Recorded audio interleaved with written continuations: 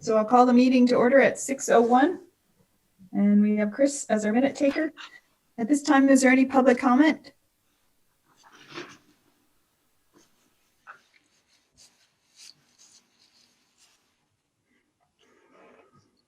Okay, not. Sorry, everybody's hopping around. I saw Nancy. Nancy, there you are. Yes, thanks. I just wanted to ask, is the meeting being recorded? I believe Sean is on and recording. Yes. Okay, thanks. And then I saw one other hand and it disappeared. Was it Herb? Yes, it was. Do you hear me? I can. Oh, now you're muted. Unmute and see my pretty face. Come on. Oh, jeez. It keeps bouncing around. Yeah. Well, okay, there we go. Oh, in all my glory. Sorry about that, folks.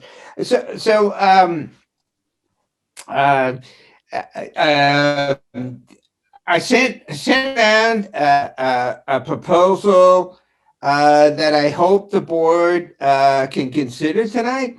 I think the board is trying to get a path towards how they're going to conduct the exploration of proposals over the next few months.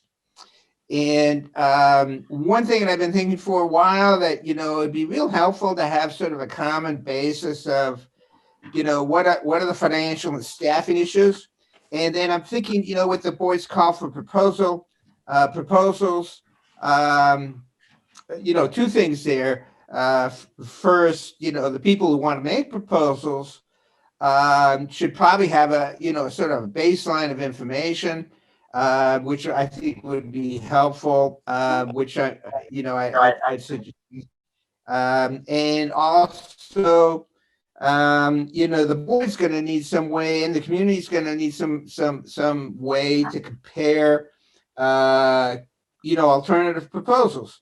So I'm offering this as a sincere just way to try to clear out some of the background noise and help the board and the community, and I kind of hope that the administration, in terms of going forward, what the staffing and the financial issues are. So I hope you will consider the kind of spreadsheet tool that I sent to you. I think it would be helpful. I'll leave it at that. Okay. Thank you. I think just a brief kind of response in that, in fairness to anyone who might want to submit a sort of tool for the board to consider, we should probably post it on a future agenda so that if someone else or another group has a tool they'd like us to consider, that we look at them, we here open to all and not just one that came in that we're going to without giving warning. So and the other piece is it is the intention of the board to have and the administration to have that workshop to kind of give a baseline of information so that everybody's working with similar information as they prepare. So if we don't get specific about the tools at this meeting, I'm sure we're going to revisit it again at another meeting. So. Okay, any other comment? John, could you ask all folks to mute who aren't speaking? Sure. So if you're not speaking, if you wouldn't mind muting, there is a little background noise. Okay.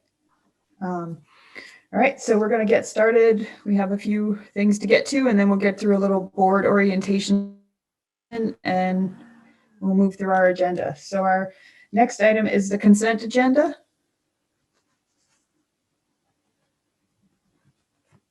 Is there a motion and a second? So moved, Krista. Krista, is there a second? I see Liz's hand up. Okay, Liz Sayer has her hand up. Okay, all those in favor of approving the consent agenda, if you can just give me a thumbs up on this one, I'll screen everybody. Okay. All right. Okay, the people that I can see, I am seeing enough that it passes. I can't see Dave at the moment. Okay, so that motion passed. All right, the next is an update regarding the DMG. Patrick.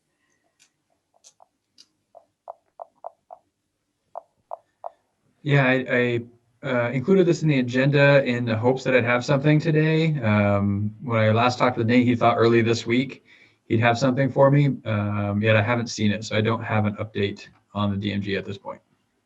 Hopefully next time we meet. Okay, all right. Okay, so next we'll move on to board management and governance, the discussion around a little training. All right, Dawn, I just had a question, but I was trying to wave my hand. You may not Sorry. see me. I can't, everybody's not on the same page, so and I'm sorry, please. No, that's okay. And I couldn't find my mute button. I just wanted to ask Patrick while we're on the topic, when we originally talked about working with the DMG, I think the board was interested in having a chance to connect with them as well and to talk about what we hope to get out of their work, questions we might want to be sure that are answered. And as we're thinking about some of the information that we want to be sure is consistent across proposals and all of that, I'm just wondering when you see that opportunity happening for the board to connect directly with them.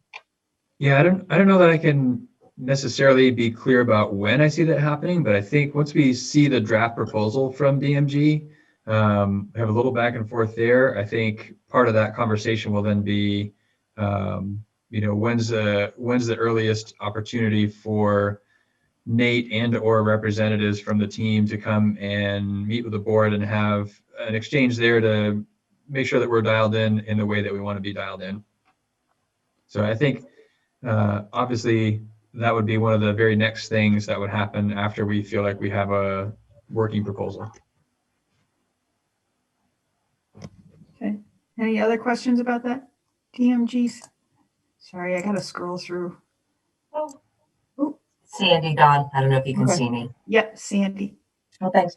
So, Patrick, to follow up from Krista's question, and again, I apologize since this is only my second meeting, so this may be information you've provided in prior meetings. Do we have an outline of what you've requested the GMG specifically do? Like, did you provide them something in writing? And then you just refer me to it. Obviously, I'm coming in right at the end there. No, everything that has happened so far has been through conversation I've had with Nate, reflecting on board conversations and what the board's been looking for sort of a third-party analysis of the recommendation I made, which is how this originated, which then evolved into working with the DMG to evaluate other recommendations, including bringing some of their own. So that's the gist of the conversation I've had with the DMG, and it's a little different than what they typically do. So they're working up a proposal that captures what we've talked about, which is something the board can then review with the associated cost estimates. And then once we have something that feels workable, we can then start to put some things in place and have a kind of meeting between DMG, Nate, board, and kind of get things going. And when you say it's something different than what DMG typically does, what is it that DMG typically does? I'm not familiar with the consultant, I've heard a little bit, but not a lot. Yeah, so the two things that they do more typically than what we're asking them to do are start at the very beginning, like where we started 18 months ago, engaging the community and kind of working through the whole process, or at the tail end, do sort of a more cursory review of a few options. And we didn't really feel like either of those made sense given where we are. So we wanted kind of a hybrid of the two. And that's what's a little different. but very workable. It was never no, we can't do that. It was okay, we'll just have to kind of blend a couple of the different strategies that we typically use and have it fit what we're looking for. Okay. Thank you. All right.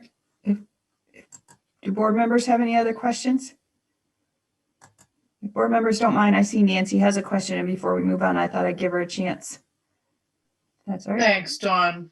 I should have said this earlier under public comment. I didn't realize that accepting Caleb's resignation would happen under the consent agenda, but I absolutely want to recognize his contribution to the board and to our kids. And I wanted to say that losing him as a board member, I think, is a huge loss to the group. And I'm very concerned about it. And I'm hoping that it might be, I am hoping that it might be possible. And I imagine that the board would want to do this, although I don't know if Caleb is willing. But it seems to me that given the suddenness of his resignation, it might be wise to conduct an exit interview with him if he's willing, and to share the results of that interview with the rest of the board. So I'd just like to publicly thank him, and I wish the board might take some time at some point in this meeting to do the same, because we owe him gratefulness for what he's done for the board and for kids. Thank you. There is another opportunity later where we're going to be discussing this, and I imagine some of that will come up in conversation. All right. Sorry, everybody's moved again. I wish I could lock you all on one screen so I could see well at one time. All right, our next item is into the discussion around board orientation and training. So included in the agenda was a short video from Susan Mogensen at Brown Dog Consulting. Sandy got access to her modules today or this week, so she could start working through the modules that we've all been through. So I hope you're finding it useful if you got a chance to get started. Okay, so I didn't know if there were any thoughts that you wanted to share that we all might take into consideration, or I might share back with Susan about the video she sent.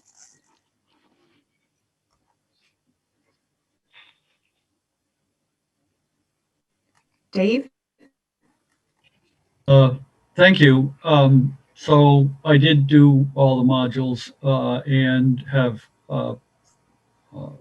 interacted and participated with this new to me concept of policy governance. And I think that under the umbrella of policy governance, there is a relatively broad way to interpret that and run boards, whether they're for-profit boards that actually make widgets or sell pizzas, and nonprofit boards and municipal boards like ours. And one of the things that continues to concern me, and I see this in other entities that are operating by policy governance, that there is a finance committee. And I think that we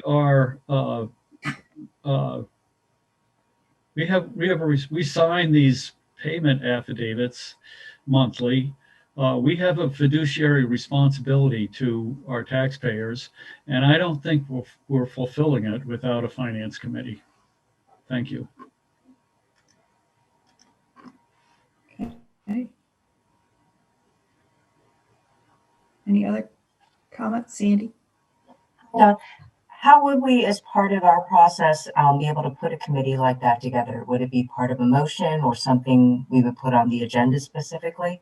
Because I do think that's an interesting point from David, because it does involve really detailed work, and sometimes that extra work that a committee can do can really bring, can can summarize things much better for the rest of the board. So the last time this was brought up in front of the board, we had an agenda item and we talked about it and we discussed it. And then as a group, that group at the time decided that the policy, they read through the policy and talked about how that affected making this decision. And their decision was that this was the responsibility of the entire board, not the responsibility of just a few people to oversee it. It was the board's responsibility to all understand it and be watching it kind of, or, be looking at it and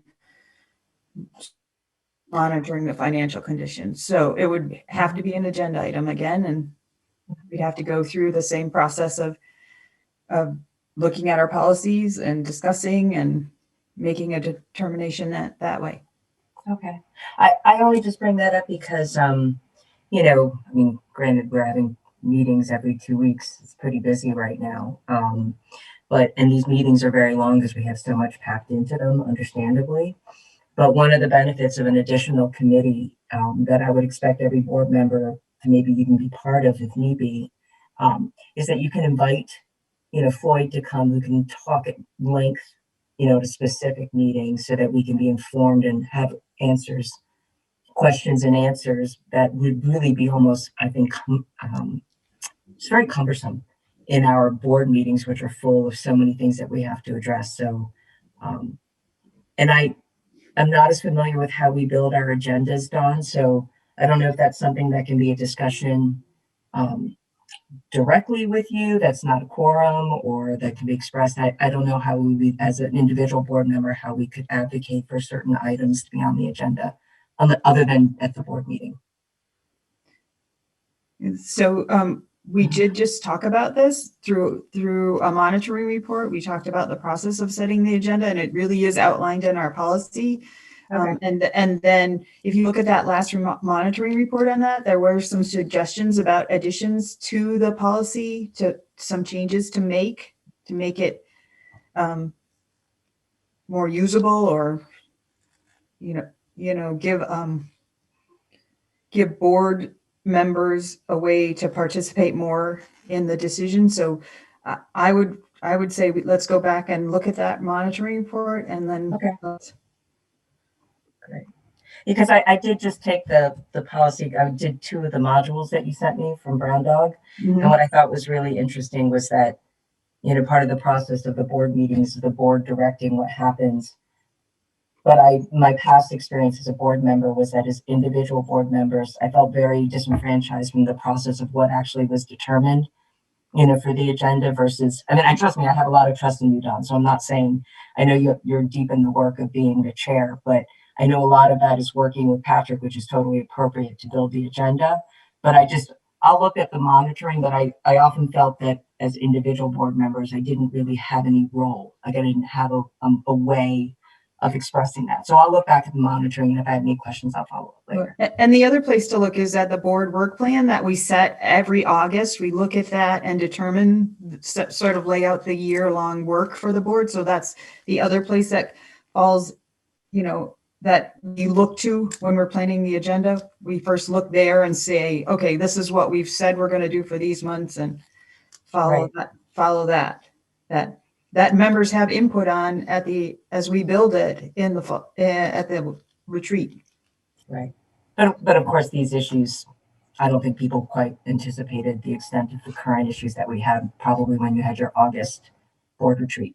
So just trying to figure out how to help contribute to ongoing agendas in a reasonable manner. But I'll look at the other stuff, Don, and I'll contact you separately. Okay, great. Thanks.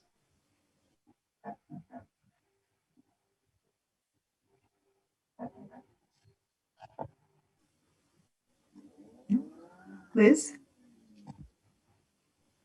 Also, I haven't read it yet, but at one point you had given us, I have a booklet on something, it's called Future Planning. And so maybe that's something we could all take a point to read as well. Yes, that future focused agenda book was helpful too. I think Sandy will have to see. Patrick, isn't that the one everybody got a copy of?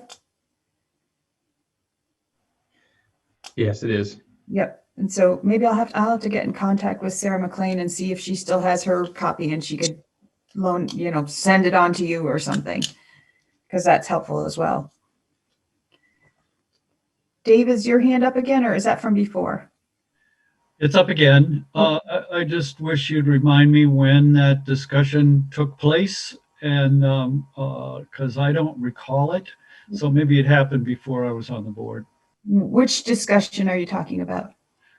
About whether to have a finance committee or not. Yeah, that did happen before you were on the board. So, but I'm not guaranteeing like next week it's going to be on the agenda, but we can, as we build, we can look for a place where there's space to have that discussion and Thank you. as a group.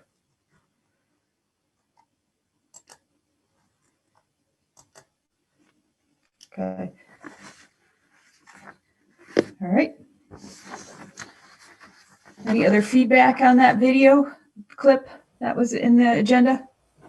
Hey, Don. Oh, Steve, there you are. Sorry. Nope. You might. I'm thinking that you had a, or I think that what came out of that monitoring report discussion was sort of using a tool to fill out to make an agenda request. Mm-hmm. And I know that you've emailed that around. Is that on our drive? Is that in a folder on our drive?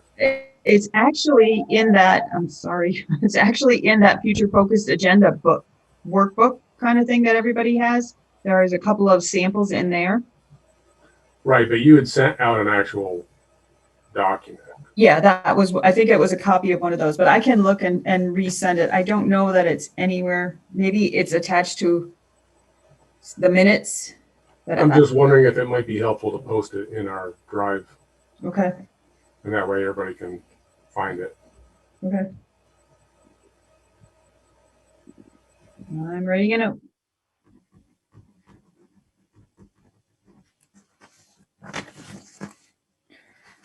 Okay. All right, and I'll just keep moving along. And the next sort of orientation training was the complaint process, just a review of that for everybody to sort of understand what we have in place.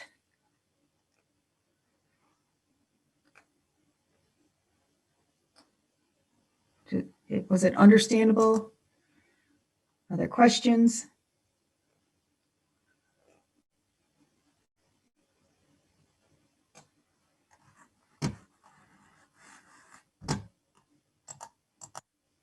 Okay. Rob. I guess my question is, I looked at the diagram and stuff like that.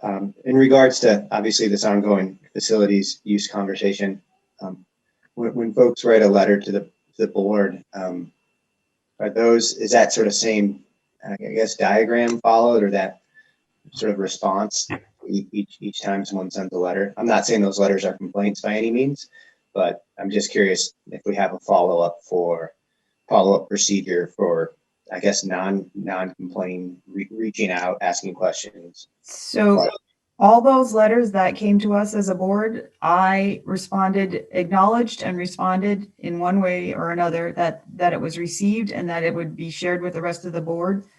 And then I put them all into that community letters folder on the drive. So as when I receive, or when a board member, typically what happens, if it goes to one board member, they forward it on to me. And they tell the person, hey, I'm just going to share this with the chair. And then they share it with me. And then I respond back that I've received it and provide some information if it's available, or answer if I can, if I have the answer. But I always acknowledge that the letter has gotten to me as the chair.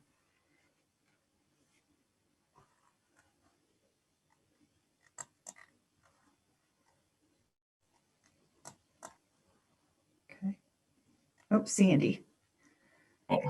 Sorry, I'm trying to unmute myself again. Thank you, Don. So, obviously I need to get into the technology and make sure I'm in all these drives, so I'll make sure to figure that out. Do we have a mechanism for how we as a board together address all those community letters that come in? So we can acknowledge them, process them, and ultimately communicate back to our, I guess they're kind of our owners, right? That we've heard them and that there's information going back the other direction. Totally taking my little, course that I just took today seriously. It's not just taking the information in, but how do we as a board, that two-way street, respond to it appropriately as a board. I don't know the mechanism. Like, what do we do with all those letters other than absorb them and listen? Yes, Krista. I think she has. Yeah, I was thinking about this also, and I think one thing that I was reminded of is that we set up an FAQ email on our website, and that was a really good way to capture questions, and Jennifer would put them into a table document and then alert Patrick and his team to the fact that there were questions there and there was a process for making sure they were answered. So when we get emails from outside of that, I think, typically if it's to everybody, we all can see it and absorb it like you're saying, but typically the board chair responds. But clearly right now, there's lots of information that folks are looking for and have a lot of questions. And so I think it's a good time for us to revisit how we're making sure people are being responded to and getting, beyond just a response, a procedural way for dealing with actual questions. So I was going to mention a little bit later under the communication structure that we remind everybody about that email. I reached out to Jennifer yesterday, I think it was, just to ask her if she'd had any folks sending anything to that email. And she said not for a while. But I think it helps to get us a little more organized, just like we're trying to get more organized with board questions. I think that would really help us to get a little more organized with community questions, so that they can be woven into our process a little more smoothly.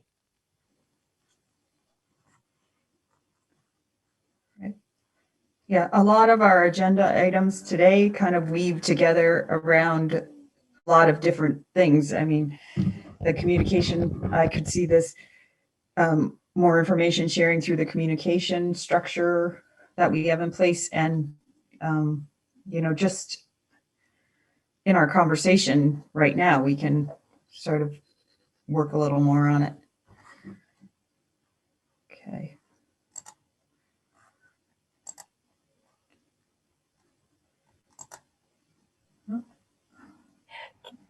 Dawn, I can wait to the communication part, but do all the board members have the ability to access sort of this spreadsheet, like the email, so that we know what's actually coming in as well, so that we can sort of absorb it as well individually? And then when we do come up with the process, some of the questions I imagine people will want to maybe talk to Patrick about and say, Patrick, it's interesting. This is a common theme in a lot of questions. What do you think? So that we can actually have a dialogue. I don't know what mechanism we have to make sure that we also know the realm of the questions that are being asked by the whole community, which would be wonderful, other than the ones that I just have been getting recently by getting, board emails. So I'm going to let Krista answer that, because she's a little more, knows more about that particular piece. Yeah, and it might be worth revisiting again with Jennifer. I think what was happening before, but it's good to be having this conversation again and kind of reboot what we're doing. But what was happening before was that she had a document that she worked from to post onto the website, and that is on the website now. So you can see all the questions that were answered. The first push was right around early December, when Patrick first presented his proposal, and maybe even leading up to and right after that. And so all of those questions and answers are on the website in the facilities planning section. But I think what she did was she had once the questions were answered, she posted it there while it was still a working document where the questions were still waiting to be answered, then that was just shared between Jennifer and the admin team, I think. So there are a couple different places to get that, but maybe we can talk about if that's working and if that makes sense to keep doing it that way. But you should be able to go on and see what's been asked and what's been answered. I guess my question in the future is just, can we get a list of what was asked as a board member as opposed to just admin, even if it's not answered? That would be, I think that could be helpful too. That would be great. Is that possible, Patrick? Is that, or something? I know there's, you guys are doing a ton, so, but it sounds like they're still being gathered for sure. It's not like it was. It was definitely coming in fast and furious, as Krista said, leading up to and right after the recommendation. I think it's something that I think perhaps utilizing those FAQs. The question is, I mean, to be an FAQ, it's a frequently asked question, not a once in a while asked question. So I don't know how we'd gauge what constitutes frequent, but I think continue to utilize a tool like that. And there were actually some board members responding to questions too. So it was a group effort to respond. So I think we could continue on something like what we've been doing, though we'd want to talk about how to do that, given that they're more sporadic now than they were. Great, thank you. Okay. Dave. This is a little off topic. I have news from the State Board Association, and I guess I just assumed it would be on the agenda. I didn't request for an agenda item, but if there's space in the meeting to hear some things from the State Board, I'd be happy to supply information. Do you mean the Vermont School Boards Association? Yes. Okay, so we don't have that on the agenda tonight because this is sort of a special orientation, but we can get it on for we're meeting next week at our regular meeting. So that's where the update would happen normally. Yeah, we can do that. You know, the legislature's in session and some of this stuff is fairly quickly moving. So if there's an opportunity to do today, that would be helpful.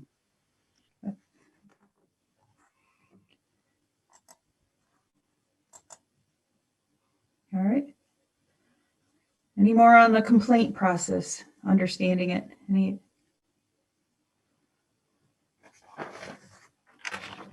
Okay. Then the last piece was a review of 4.5. And the sort of purpose or the reason I added this was I really wanted to give us an opportunity to find a sense of mutual understanding about what 4.5 outlines. I wanted to have more of a discussion on reflection about 4.5 and to sort of consider some of these questions as we look at this. How do we proceed with this really hard work ahead of us? Remember, we're writing a story for our district. How do we proceed in a way that invites all points of view, is open to questions? And how do we understand what 4.5 says and practice it with each other and with our communities as we continue this work? So that's really sort of the way I wanted to frame discussion around 4.5 and looking at it. I know we have the interpretation in our monitoring report where we look at all that, so we can look to that to really understand what each thing says. But I really wanted to take this time to together as a group, sort of gain a sense of how are we going to use this to guide us and our work coming up. And did you want to do, I think this is really important to discuss, did you want to use your process for calling on folks if they have anything to say? Yes, I was going to for this, and I just wanted to tell Sandy. So we sort of developed a little process to give everybody a chance to be heard. And so I let it go a little freer in the beginning, but when we get down to topics where I really want to be sure everybody's heard from, which is what we're going to be hitting, I have a list of names, and I call through the names and give everybody a chance rather than one person speaking all the time or most of the time, trying to give everybody space to have their own voice be heard. So you'll hear it's the same process or same list we go through it. So I wanted to, let's see, we're going to start with Annie, see if she has anything to add about 4.5 and how we practice it. I think I'm good for right now. Okay. How about Sarah LaPearl? I don't know where you went, Sarah. I'm okay. You're okay? Yep. All right. How about Liz? I'm okay as well with it. I mean, I appreciate it, and also part of me wonders if we were talking about committees and our conduct and all of these things. A big piece of it does seem to be looking at our policy, and if we could think about the policy governance committee, like maybe some of us becoming experts in our policies. I mean, or the policy that I don't know. I'm sorry. I don't know. I just remember sometimes looking over and reviewing and thinking about them in a different way might also be something to consider for us. I like any kind of accountability, peer review, self-review that we could do to make sure we're being productive. So I like those ideas. Okay. Thank you. Andrew. Can you hear me? Yes. Oh, it works. I don't really have anything to add other than I think these things are always helpful to remember that we have lots of policies that if we feel a little ambiguous about how to respond to someone or how we're representing ourselves, that I like to go back and just look at these things to remind myself before I say something. So other than that, I have nothing to add. Okay. Thank you. Steve.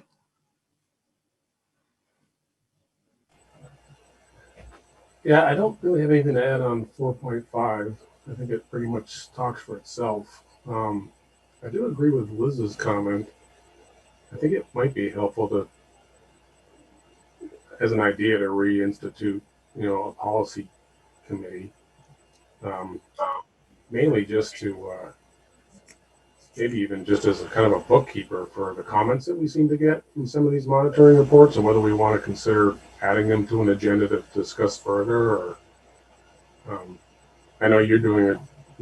You have your work done of keeping track of that stuff, but it might be helpful to to assist you with a couple other eyeballs on it and just see if we want to massage anything or bring it up for an agenda item and with some suggestions. So that might be an idea.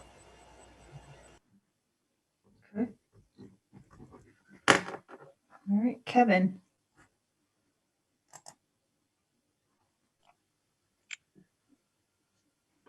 I'm starting to, and it's good to refocus because I'm starting to think more about my constituency than the board, if you will, and a lot of my thinking that, particularly with this big issue with how we deal with facilities and declining enrollments and that sort of thing. And sometimes I rationalize that, thinking that my constituency is sort of in step with where the board needs to go or something, but I don't really know if that's true. But anyway, I've been thinking a lot about that lately. Is we're all here to support the district as a unified body, and sometimes that just gets in the way when you start thinking about subcomponents of that. So I've been struggling with that. Okay. Dave Sharp. Yeah, so Kevin's comments resonate. I often go back to my first week or so in the legislature when we were doing training, and the discussion was about a past legislature that was faced with voting on whether they should allow women to vote in the state of Vermont. And the people who elected these representatives to the legislature were all men, and yet here they were faced with the notion that they might be voting against the wishes of the people who put them in office in order to further what they thought was the right path. And and a number of legislators, including, I believe, the one from this community, voted to allow women to vote and subsequently lost their seat in the legislature because the men who had put them there didn't agree with that decision and voted them out. So I think that public officials like us are often faced with the dilemma: are we voting just to get reelected, or just what we think the people who are going to support us at the polls think? Or are we trying to do what we think is best for the children in our community, regardless of whether we get reelected or not? And that's a dilemma that I think any public official faces. Okay, thank you. Rob?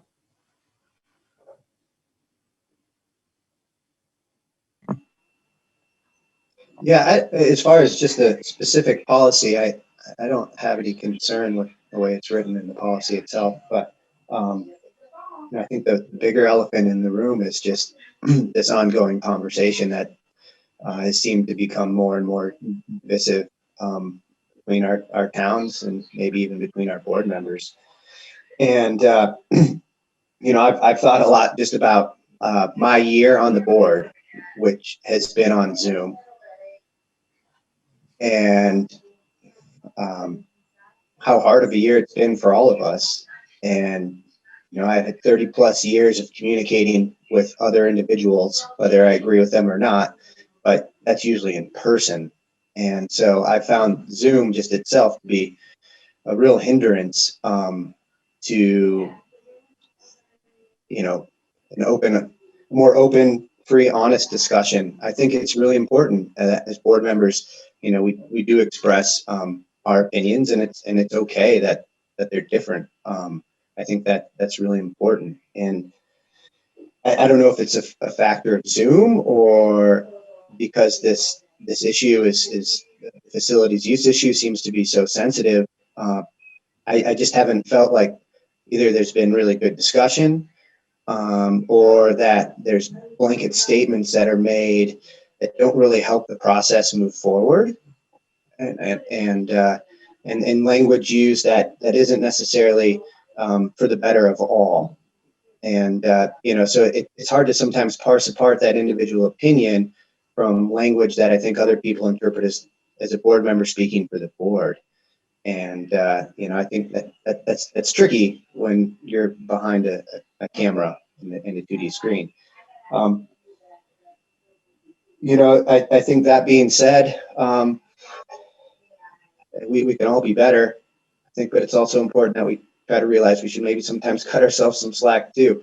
I know I haven't operated at my best in any function of life in the past 12 months, but that doesn't mean we can't try harder and try better to just be thoughtful with our word choice. And if we're going to say something, make sure that we have data to support it, to back it up, and not just throw out blanket statements there. I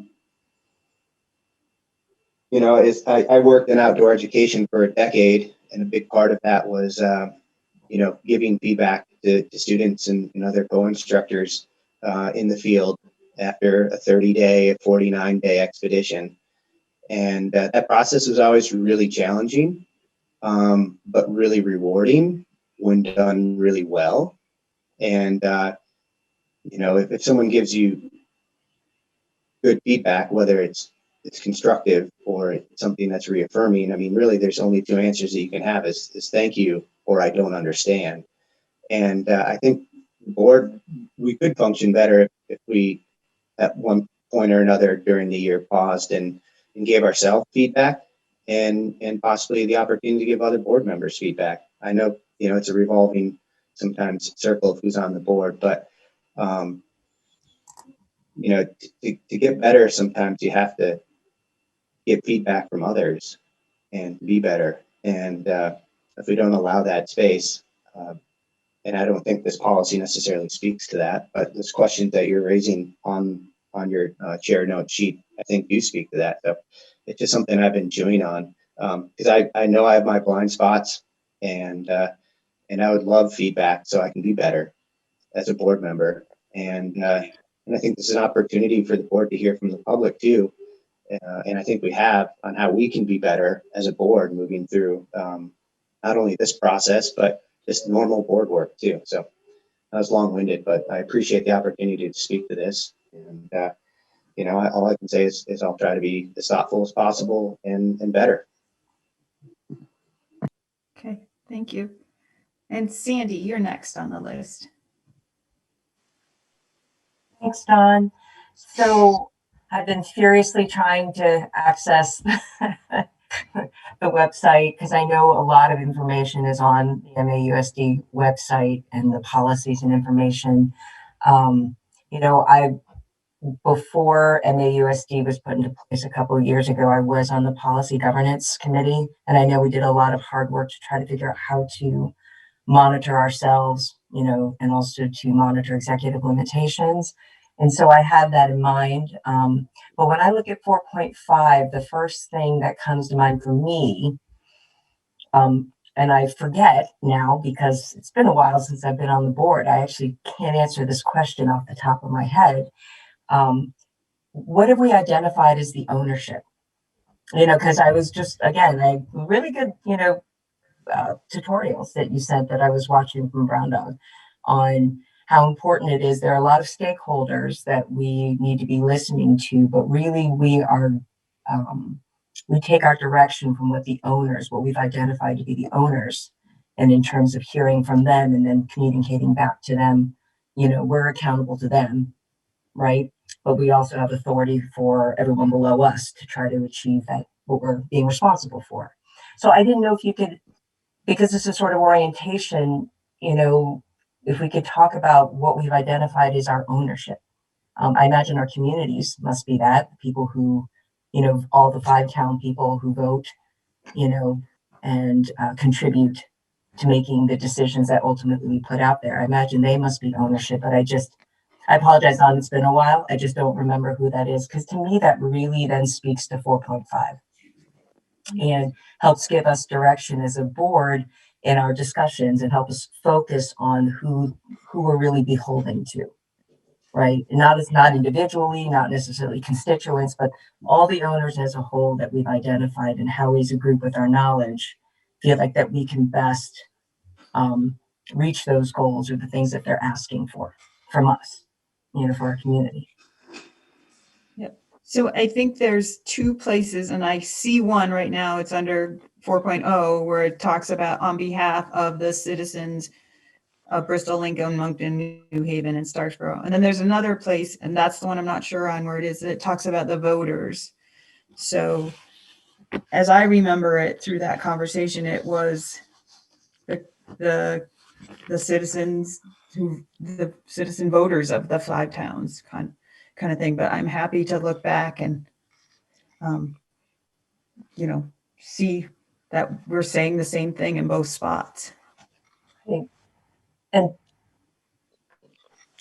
I guess, I mean, Krista, I imagine you must have thought a lot about this because of all the community engagements I know you've worked so actively on in terms of trying to identify who are the community and how do we take in their information and how do we push it back out. Again, I commend you because I think one of the biggest failings, and I think we identified it as one of our biggest failings as a board, was really trying to figure out how to connect with our ownership. Right. It's the biggest challenge. It's one of the biggest roles we have as a board, especially in policy governance. And I think one of the most difficult things to take in and translate and figure out how do we then govern accordingly. So I just wanted to comment that on 4.5, it just really brings home for me that without knowing more clearly what that also means, just to say to the community, like, what does that mean? It's hard for me to then direct myself in terms of giving a direction for how we look at things and the decisions we make. Just some thought to put out there. Okay, thank you. Mhm.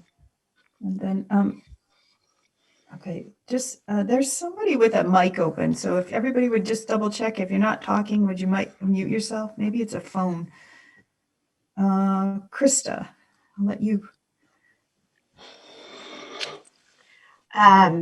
Yeah, just to Sandy's point, I think a lot about the linkage to the ownership as our decision making gets more fraught. And it reminds me that it's more and more important to go back to some of those community engagement principles. And I have a whole soapbox to talk about with respect to that a little later in the agenda. But regarding 4.5, the thing I zoned in on was the code of conduct. And I think that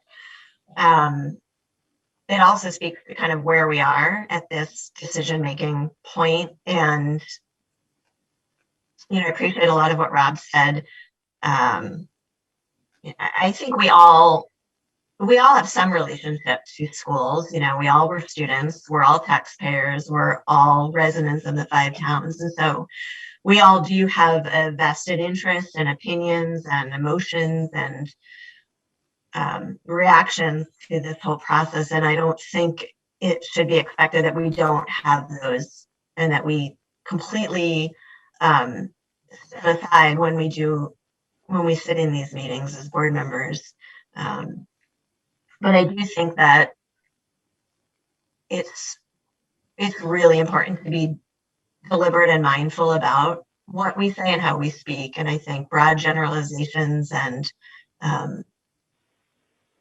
comparisons can be dangerous. And I do believe that as a whole board, it's the work we do overall that matters most and should be the focus, not the words of individual members at any given time. Maybe we've had a long day, or like Rob's Zoom is just, it's awful for fostering positive dialogue. And, these are challenging times. And so we're all going to, have moments where we're not at our best, but I think we should strive for being as mindful in how we speak as possible, because, that does have an impact. Words do matter and they're important. But I hope that, if we get back to some opportunities for dialogue with the community outside of this really stilted format, like we did in the fall of 2019, then specific words at any given time will maybe matter a little less. And we'll have the chance to connect as people, as humans that all care about students and schools and communities. But in the meantime, I think it's a good reminder that it's just reminding us about what we say and how we say it. And I don't know what our I guess I do know that we have different times where we monitor our work as a board. At the end of a meeting we do, and then yearly we do. And so, those are good times maybe for us to use more deliberately to talk about how we think it went and, provide opportunities for feedback. So thanks for bringing this up, Don. Thank you. All right, Dave, you have your hand up again? I do. Thank you. So yes, words do matter. And one of the words that just drives me crazy is owners. We're not a corporation. We don't make widgets. The notion of a school board run as a business is ridiculous. And it disenfranchises all the many of our citizens. All of our students are disenfranchised with the notion that our owners are voters.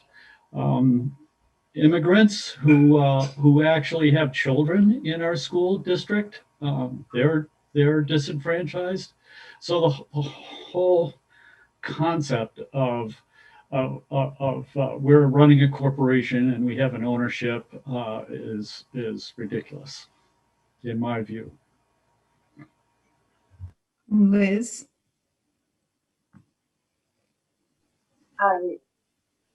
The robust conversations about ownership, definitely. I think we've had them before and we had them in our training. But I think one thing that we would all agree on is that it's very clear that our beneficiaries are our students. So I just, at least that's very clear. So It's helpful to remember those positive points. Thank you, Liz. Sandy? No, I think that's a good point, David. I use the word owner, and why I asked what the definition of owner is, because I think of it as being broader necessarily than what we had listed as just, either voter. That's why I asked the question, because to me, it's a much broader possibility of who we're accountable to. That's why I was seeking that answer. So I think it's a good thing to explore the positive sides as well, but also who are we including and how are we, how expansive is it or not? So I'm just using the terms of policy governance. So I totally appreciate terms can mean something, but I also, it depends on how we define it. And if I think as a board, we define it in a way that everyone feels meets our goal for the children, the education, what it brings to the community clearly. I just want to make sure that's why I brought up that issue of how are we defining it, because to me, that does then also form what we do. Okay.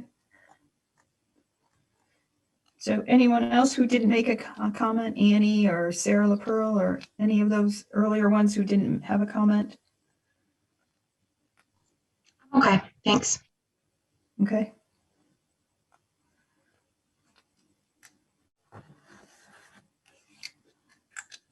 All right. I'll keep moving along then. All right, so now we'll move into a discussion again around those decision-making tools. Included in the packets were the ones that we had already looked at a couple of times. I know in public comment, we heard about another one. So this is really an opportunity, as we talked about, continuing to fine tune what we'll use and having a discussion just about those kind of things right now. So again, I'll start with Annie. Do you have any feedback about the tools that were included or the? Not right now, I don't know. Maybe at the end, but not right now. Okay, all right. So how about Sarah LaPearl? Currently. Liz? it makes sense that we use all of the tools and maybe some just apply better to different situations, kind of thing. But I appreciate the work in putting them all together. Okay. All right. Andrew? So my general thought on the tools is I think they're fine. And I think, excuse me, understanding that the tool is not going to be up to everyone's satisfaction, probably either on the board or folks in the community who look at it when they're developing proposals, and just realizing that I think right now we need to go with good enough and that we can tweak things later if we have to, but just for us, not, what's the term? Not letting good be the perfect being the enemy of good, right? So that I think we should feel fairly confident that this is going to be a good assessment tool, and then not spend a lot of time trying to drive it to that last 5 or 10% to make it perfect. This is a really complicated process all the way around. So far, I think we can push ahead with what we've got. Okay. All right, Steve. Yeah, I would agree with Andrew. And as far as tools for the community, I mean, Patrick, I know you and maybe you're going to talk about this later, but you and Floyd have been, I believe, working on something similar to what was talked about in public opinion. Do you have any sense of when that you might have that rounded up? Yeah, it's really close. So Floyd's been working really hard on a financial tool so people can crunch numbers and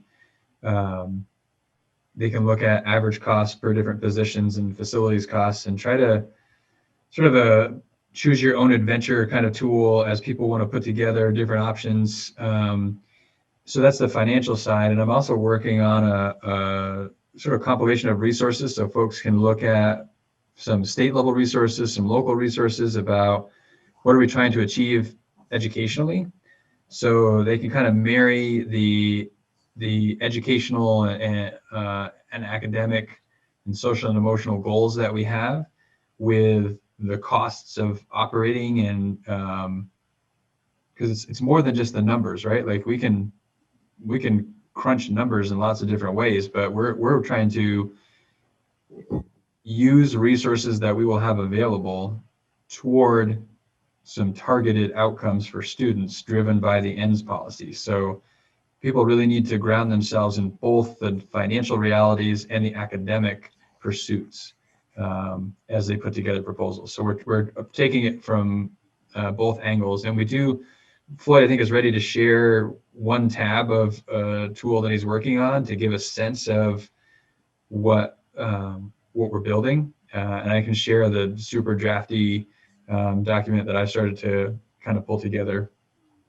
Whether that's now or at a different point, I'll leave that to Don. But yeah, we're in the works, and I think we'll have it ready for the meeting when everyone comes together. And actually, the financial tool, actually both of those things, the intent is to have those linked in the call for proposals, so people know here's sort of a baseline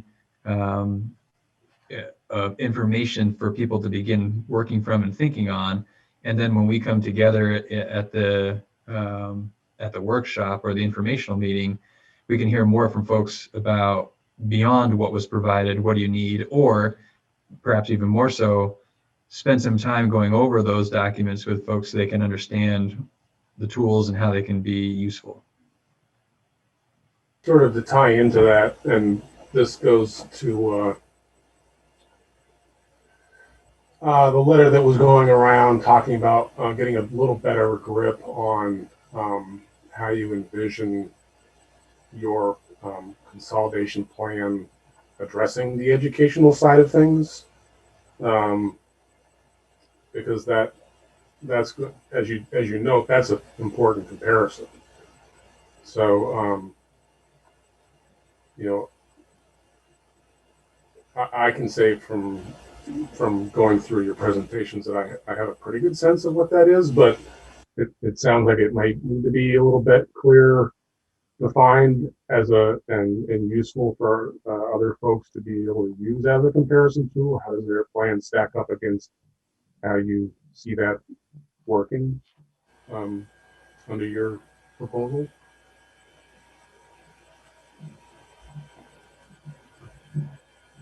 So I'm wondering if we just can finish hearing from people about the tools that are there, and then give Patrick and Floyd a few minutes to show the drafts they have in process.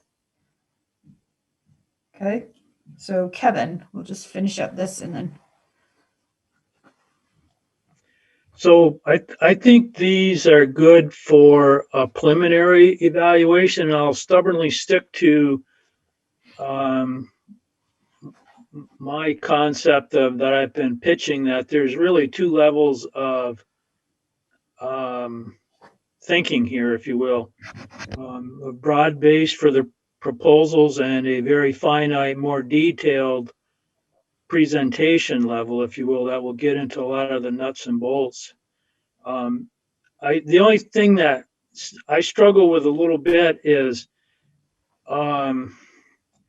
the consideration of, what we're commonly trying to roll out or perfect or work on as an MTSS system.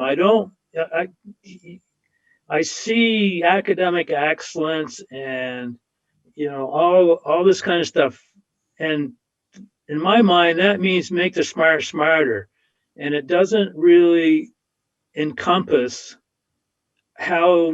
what the aspects are to bring along those that are struggling.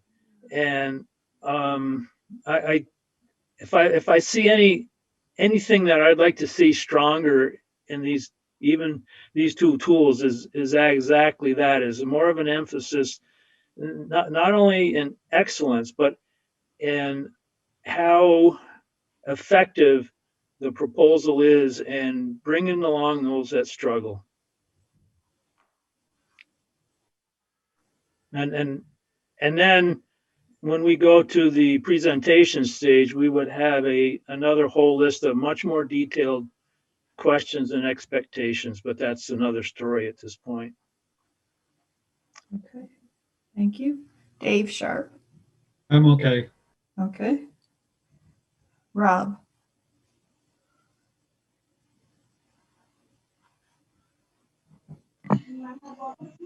I agree with Kevin on the first piece, that I think these seem like more like guiding documents for the first round. I also wonder, Patrick, I think you sort of alluded to it, or the way I heard you say it, looking at other outside resources too. Like we're not an island as a district. There could be best practice for this. And I don't know what that is or if that exists, but I assume there probably is in certain regards. Is there a tool that we could plug in our ends, our community values, also that has maybe shown to work in other places? I think that's just my 2 cents. And I don't know if that's on the early end of this process or on the late end that we go to it, but. And then I didn't know if DMG was also maybe thinking about creating some sort of an assessment tool where that would fall in line. To me, it seems like maybe later on down the road, but that's just a question I have also. Okay, thank you. Sandy. The one question I had actually is what the last part that Rob said was whether DMG had any suggestions for how to do an assessment tool, since it sounds like they do, like if you ask them from the very beginning how to gather information or at the end. I'm just wondering if their expertise that they have will give us any input as well on what could be useful. I mean, we would still decide what's in it, but just wondering. Yeah, I think I shared, I don't know if it was the last meeting or the one before, but they do have tools that they've used for, they've helped boards develop tools, really, I think is what it is, to assess various options. Because obviously there's board input that's really critical in developing that. And I think this may go to Kevin's point, there's sort of the initial review to see, does it pass the initial test? And then there's the more in-depth review for those proposals that have warranted deeper analysis. My sense is this board probably doesn't want to pay DMG to analyze every single proposal that comes from every single community member that puts it forward. The cost on that could be astronomical. We don't really know what we're going to get for a proposal, so it's hard to know. But I think an initial review by the board to determine on what proposals do we want to invest the funds through GMG to analyze, and through that process, work with the board to develop a more in-depth tool for their review. Okay. All right. And then Krista.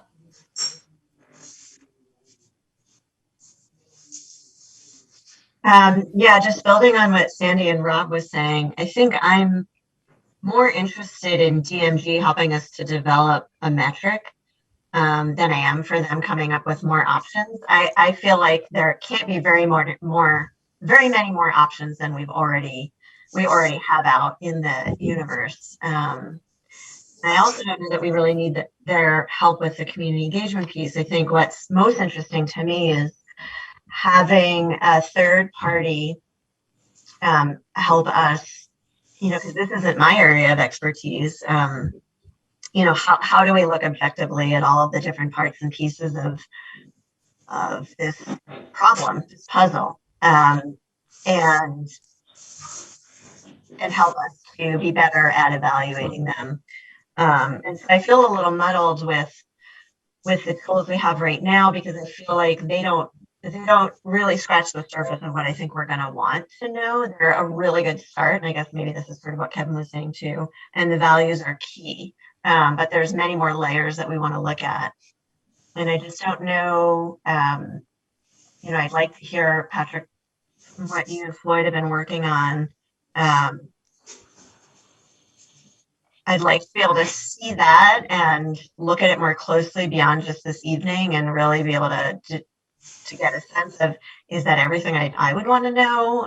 Can we come back to that before we decide that's the metric? Could we filter that with anything DMG might offer?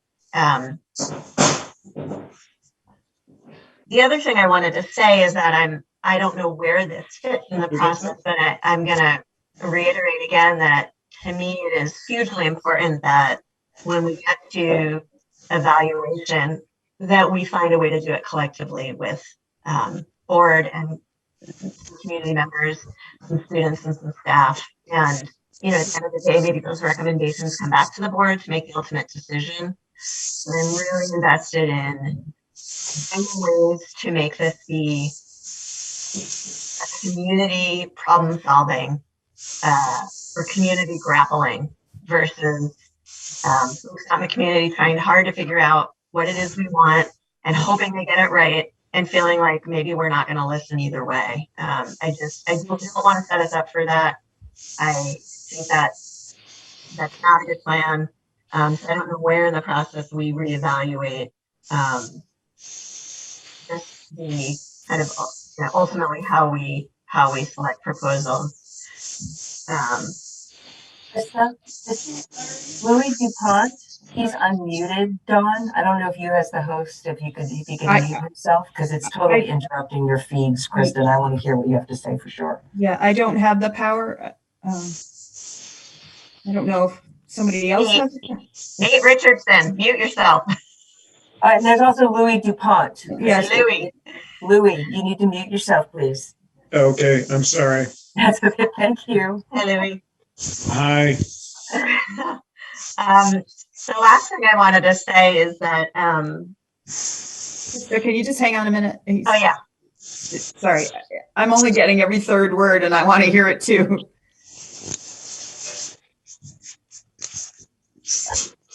Louis, you're still there. We can still hear you. Yeah, I'm not sure how to. There. Great. There Thank you. Okay, Krista.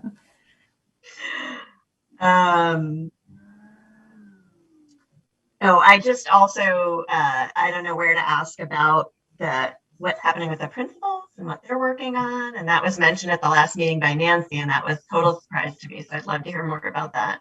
That probably doesn't fit into the decision-making tools, but I guess it just, yeah, I feel like we need more information before we decide how we're going to evaluate proposals. And maybe that's okay. We can bring people together. We can, I know folks that are putting proposals together probably really want to know, what do you want? But I really want to hear from Floyd and Patrick and the DMG before we know what it should look like. And so I'm not sure where that leaves us, but I don't think we're there yet. Thank you, Krista. Okay. Now I lost Patrick and Floyd. Where did they go? All right. There's Patrick. Okay. Patrick, let you start. Yeah, sure. All right. So I kind of laid the groundwork for this already. So Floyd, I'll turn it over to you to share the tab that we were looking at earlier today, and then I'll share my screen after Floyd and just show you the sort of very simple list of some of the resources that I think will be useful to folks. So take it away, Floyd.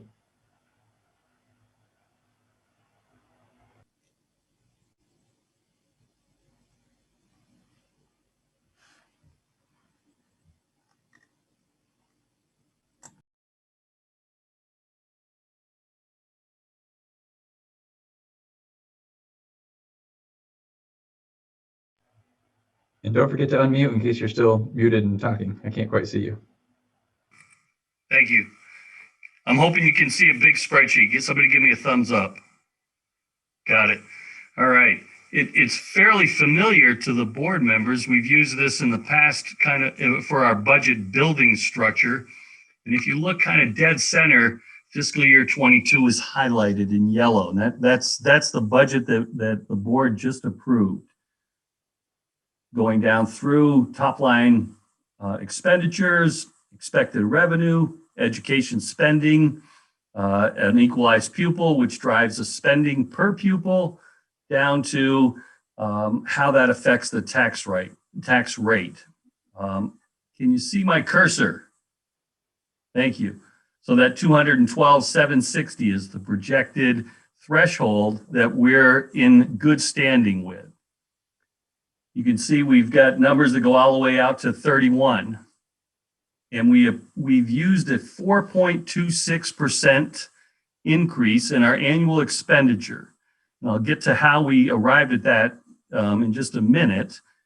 And it reflects keeping all of the programs that we currently have in place, all of the facilities we currently have in place, all of the spending items that we use, and raising those costs based on the budget drivers, which salaries, medical insurance, facilities upkeep, equalized pupils, all of those are the items that drive those costs. All right, so you can see here, those projections in red are where we're expecting to head if we have the declining enrollment as projected by our internal numbers and as projected by the NASDAQ study, as well as some of the other items around the state that we've used, state studies that are showing declining population. Drives this number, which goes from a $212 to the good on the threshold to, in fiscal year 30, $12 million underneath, meaning that we're upside down by $12 million. All right, so that's the jumping off point of what we're looking at internally. Out here are the items that we want to use forward facing with our community to be able to drive their own bus. You know, what numbers do you believe, or what numbers do you have that are different than ours to impact? So if we come up high, budget increase drivers, we have salary, which includes Social Security, unemployment, workman's comp. We're projecting a 3.377 increase over the life of this projection. We're anticipating a 13.5% annual increase in medical insurance. That's reflective of our history. And then a 2% just in normal costs going up for all of those other items that aren't salary in our budget. As those numbers impact each of the percentages, meaning taking 75% of our budget, which is the reflective number of salary costs, and increasing it by that 3.3, it rolls out to this 4.26 number out here.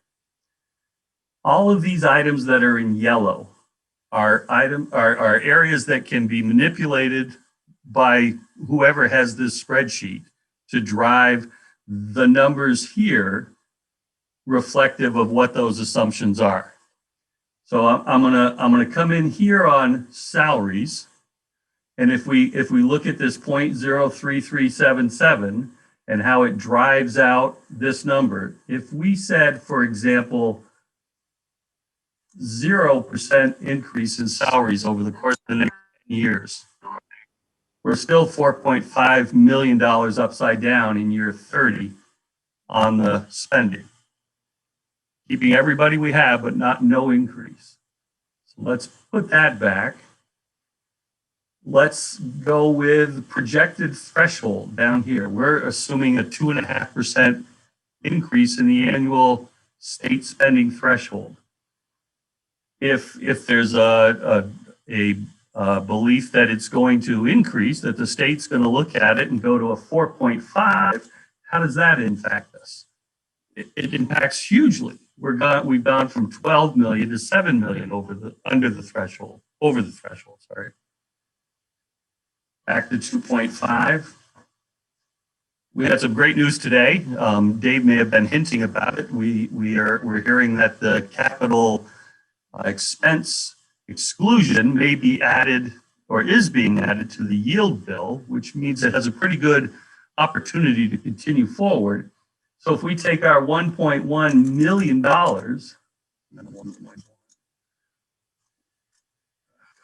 sorry, bear with me, and we look at what does that do for us, gosh, stay with me. It immediately impacts how much we're off on that spending threshold.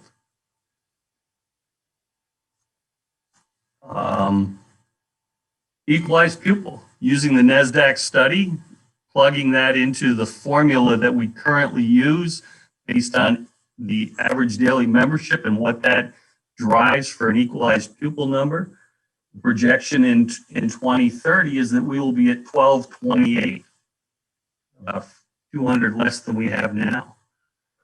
Well, there's certainly an argument to be made that we're seeing people moving into Vermont. We're hearing that argument. We're not quite seeing it yet in practice.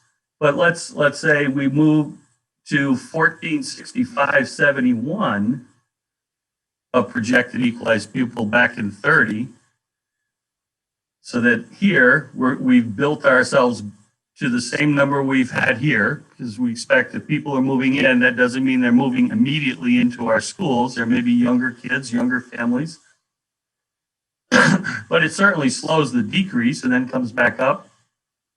So assuming we don't lose any equalized pupil, we're only $6.7 million upside down. We haven't talked about the weighting study at all. There's nothing, this little area here is about the weighting study. And there's three different options we've built into this. One is it hits all at once. And for conversation purposes, we drove this with a impact in the year fiscal 24, just because there's certainly a conversation happening to delay the impact of that a little bit. So if we can look at it in a number of different ways. This would be if it hits all in 1 year, if it hits over a couple of year phase in, and let's say they use an 8-year weighting study roll in so that it's the least impact. Each of those will have a different impact with how it affects where we sit versus the spending threshold and our equalized pupil and our ed spending. So for example, let's look at, it's a 2-year phase in, and our estimates based on the middle of the road of the weighting study show us with a 7.7% impact to our equalized pupil. So if I bring that in and we spread it over 2 years, it moves us to 14 million upside down in the 30th year. If we leave that at 0, it impacted over 8 years, then the same 14 in the 30th year, but it slides in a little gently as it goes through. This is kind of, so I've spent more time than I wanted, and probably more time than you would like. Patrick and I, we joke about wonk versus weeds. I'm often in the weeds, but really I'm wonky. What this does in a nutshell is give anyone who wants to work with our projections for what do we have to work with, the ability to manipulate it in a way that allows them to generate a number that reflects what their data shows. And this reflects what our data shows. To give you a sense of what we need for an equalized pupil to get to a break even in year 30, we're looking at 1,759 gives us only $385.30 to $3,855 under the threshold. So in that example, if we keep all of the staff we currently have at the increases that we've been negotiating with from a collective bargaining standpoint, with the historical increase of medical insurance, with a 2% increase in the other costs, this scenario of 1759 of equalized pupil brings us close to the break even. That's pretty close to 300 more students by fiscal year 30. So you can use this in a number of different ways. We're looking at it as a jumping off point to look for direction from you all on how we can do this better. I'll be quiet. Let Patrick spend a minute. You had anything to add? No, I think that's a good overview. Just trying to kind of lay it out there and make it relatively easily manipulated. As you can see, there's some work and support we would need to do to really help someone utilize this tool well. But I think before I share what I've done, maybe we'll leave this up and give you a chance to answer any questions, Floyd. So I can see Rob has his hand up. Oh. Yeah, I don't know if I was first, but since you continue, question Floyd, is there an opportunity to, the revenue's flat for a decade? Is there a chance to sort of manipulate that number? Did I miss that somewhere? And, Sorry, go ahead. yeah, just if that's possible. It's not in this example. And I did that purposefully because if we're manipulating revenue, typically that's going to manipulate an offsetting expense. But we certainly could do that in the same way that it's just formulaic. I can put in anything in there that would allow for us to manipulate revenue just as easily. And then my other follow up is, thank you for all this work. It'd be really great to see, I guess, the proposal numbers, Patrick's proposal numbers plugged into this as an example to help maybe folks sort of understand how the tool works or to extrapolate a little bit more too. I know you kept basically the numbers across the top, like sort of as is, but the proposals aren't going to hold things as is. And so I didn't know if there could be an example of what that looks like when it's not as is. Sure. So if for an example, we wanted to reduce salaries by 10%, let's put a -10 in this, and you can see the numbers at a 10% annual drop will be, let's go here, will be pretty flat on our expenditures. And that's reflective of taking 10% of our teammates out of the equation going forward. Okay, I see Dave. Yeah, thanks, Floyd and Patrick, for putting this together. This is a great starting point. I do think, as people think about how their plan might evolve, being able to manipulate the revenue and the numbers of staff, maybe use an average cost per staff member to factor in, and then it's missing anything with regard to the special ed rollout.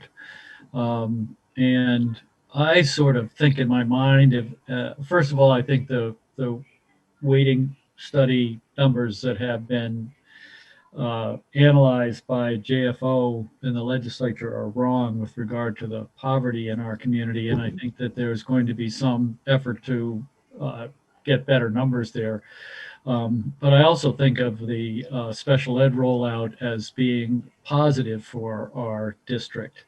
So I don't know if it's possible to put, if we're going to manipulate weighting rollout, to manipulate also special ed rollout. But I think it's critical to have revenues be changed and the number of staff to be changed in some way as a part of this proposal or this spreadsheet. Thank you. Okay, and then Andrew. So great job, Floyd and Patrick. Love the spreadsheet. I love spreadsheets anyway, so I think this is great. And I think also helps people understand the complexity of the system. One of the things that we've been talking about, obviously, is repurposing schools and then ultimately whether we should close the school and ask the taxpayer for that. So I'm wondering if that's one additional variable that we should have in the calculator is I remember it was like $1.25 to $1.75 million per school closure that Patrick had presented, I think, more than a year and a half ago. I think that may have included salaries, but I wonder if it was possible to put in like, this is what it costs to operate the school if it was standing empty and we were cleaning it, cleaning the bathrooms, stocking paper, heating the place, running the electric. If that variable could be in there just for people to understand how much that is or is not a cost driver. You might have heard me reference this tab a couple of times. This is part of a larger document that's still in draft form, and this tab seemed the most important one to give a sense of the kind of tool we're working to create. But there's a tab that we're working on that shows the average cost of different positions. There's a tab that talks about facilities. There's a tab that talks about costs associated with central office services. And okay, great. Okay, great. And then Steve, and then Krista. Just a simple question, Floyd. Underneath the, or right above the weighting study, there's a field that looks a little odd format-wise. Is that just work in progress, or? We used, this is reflective to the fiscal year 23 equalized pupil. We used this 1429 based on the actual fiscal year 22 ADMs and the fiscal 23 recapturing 70% of all of those that were out homeschooled returning back to our district in a full-time, which gives us a little bit better number here than if we only used the ADMs that are reflective of what we had for average daily membership. And just to clarify that a little bit, it's not 70% of all students who were enrolled in home study programs. It's 70%. It's recapturing 70% of the students who were who this year are in their first year ever of home study. We have several students that have been in home study programs for a while. We're not expecting that we recapture a high percentage of those folks, but we do anticipate, and it's an assumption for sure, that a number of the folks that entered into a home study program for the first time this year did so in response to COVID, and hopefully next year we're in better shape, and hopefully most of those students return to our schools. Okay, I just, the cell wasn't reading and I couldn't quite make out what it was, so. A little cut and paste issue, Steve. Thank you. Thanks for helping me fix it. And it's good that I figured that out because that was actually interesting to hear. So. Okay, Krista. Yeah, thank you guys so much for this work. Not like Andrew, I do not like spreadsheets very much. So my question is more process. I'm just wondering, hearing some suggestions that other folks have made about things to add or to consider, what's the best way for us to, and it sounds like there's also other layers that are in here that are still being worked on. And I know that the idea is to have this workshop for the community next Wednesday, I guess. And so I'm just wondering how we make suggestions of other things. Where's our place for input into this so that it's a tool that we feel is really useful to what we want to know. I think it reflects from my standpoint, I'd prefer the board to come together and to have, we'd like to see this and this and this, as opposed to the 64 variations that that individual board members might like to see. It's cumbersome enough as it is, and can only get more so with the more layers we try and bring in. Having said that, I think the better and deeper and broader we can develop this, the better the tool it will be for our community to be able to put proposals together, which then makes the board's job that much easier on the back end to be able to compare and contrast. And I like this piece of this one. That's as Patrick and I are putting this together, that's our goal, is how does this tool become a mechanism to support the board to make better decisions? So I'm open to whatever direction the board gives Patrick, and Patrick, saunters over and gives me the direction. We'll build a spreadsheet that gets to what the board needs to make the best decision for our community.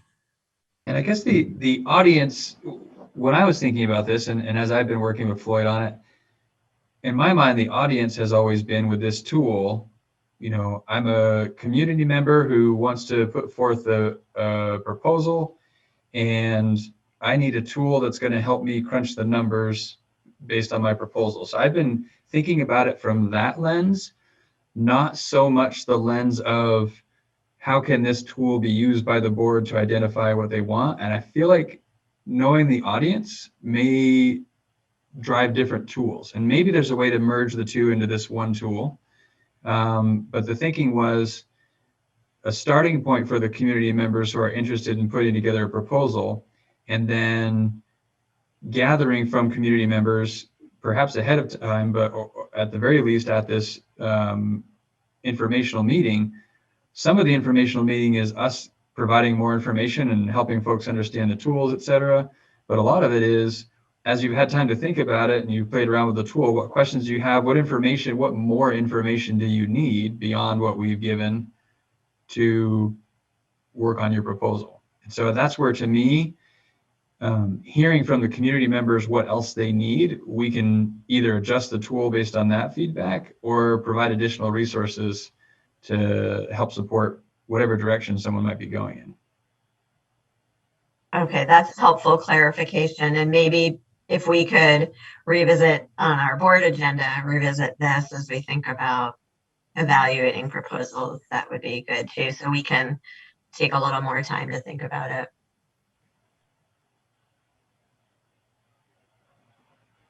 All right, I still see Steve's hand up and Dave's. Is that from before?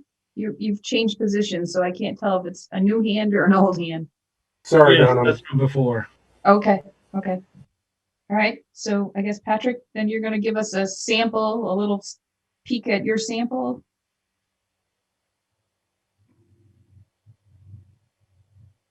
Yeah, it's still very drafty, and it's really just a list of bullets and resources. I'll let Floyd stop sharing. I can pull up the sort of list of resources that I have going so far.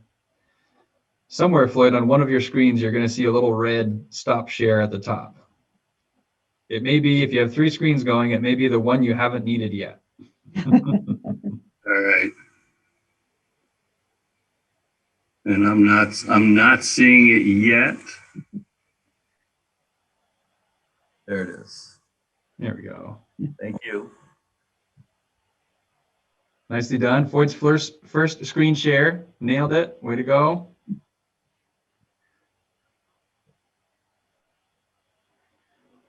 All right. So these are sort of a list of resources that I think are important for people to access as they're wrapping their head around the educational side of a recommendation. And so we have the strategic plan, of course, and these are all active links. I have to link the NESDEC study still. And I'm still really thinking about if there are additional resources, and feedback on this is great right now. But of course, the strategic plan that we spent 3 years developing, and that included 50 members of our community, board, students, as well as faculty and staff and administrators. Like, it was a very well-represented group of folks that contributed to the creation of that. That's clearly an important part of this. The ENDS policy, which is really the strategic plan, is a plan to achieve the outcomes expressed in the ENDS policy that the board holds me accountable to achieving. A critical piece of information. The DMG and the work they've done around the state, talking about ways in which systems can improve outcomes for struggling learners. The report and the PowerPoint kind of are in tandem. It's similar information, really the same information. Some think the PowerPoint's a little more digestible, so I give that as a couple of different options for understanding that. The Vermont Education Quality Standards, I think, are important. I tried to help by suggesting some pages to refer to that rather than read the entire document. Obviously, the link's there, everyone can read the whole document, but trying to direct people to portions of that to wrap their head around.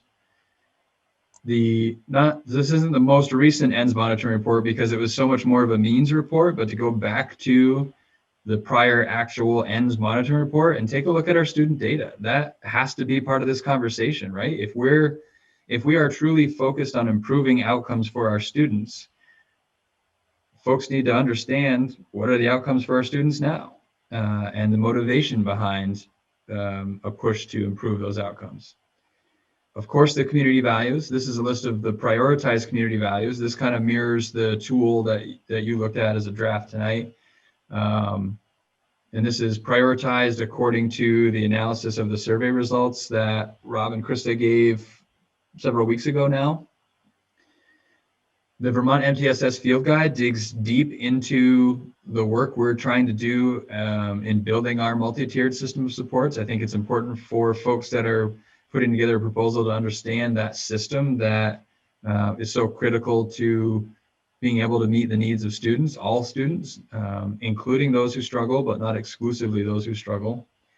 And then linking the NSDEC study, which obviously has the demographic study, the enrollment projections, and has their initial thoughts on possible options, was another resource that I think folks should be looking at as they're considering a recommendation.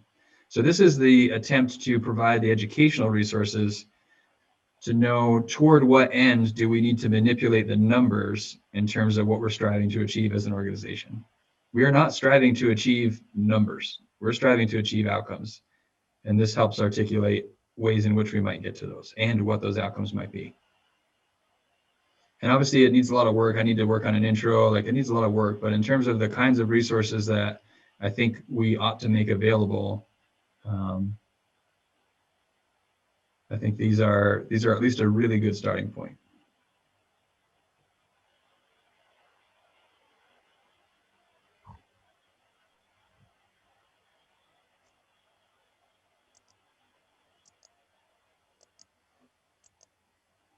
I'm not seeing any hands, but then again, I can only see five. Oh, there I just saw one. Kevin.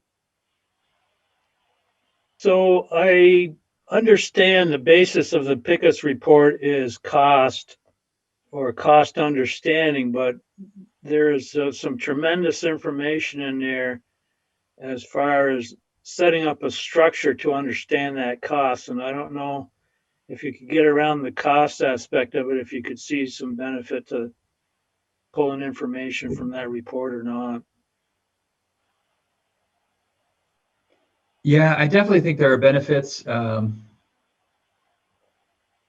it's a super weighty report, but I think maybe looking at it again and trying to help people out and focusing in on certain sections, and again, making the whole report available, but trying to help guide the process a little bit and be respectful of everyone's time. That may be another approach to that.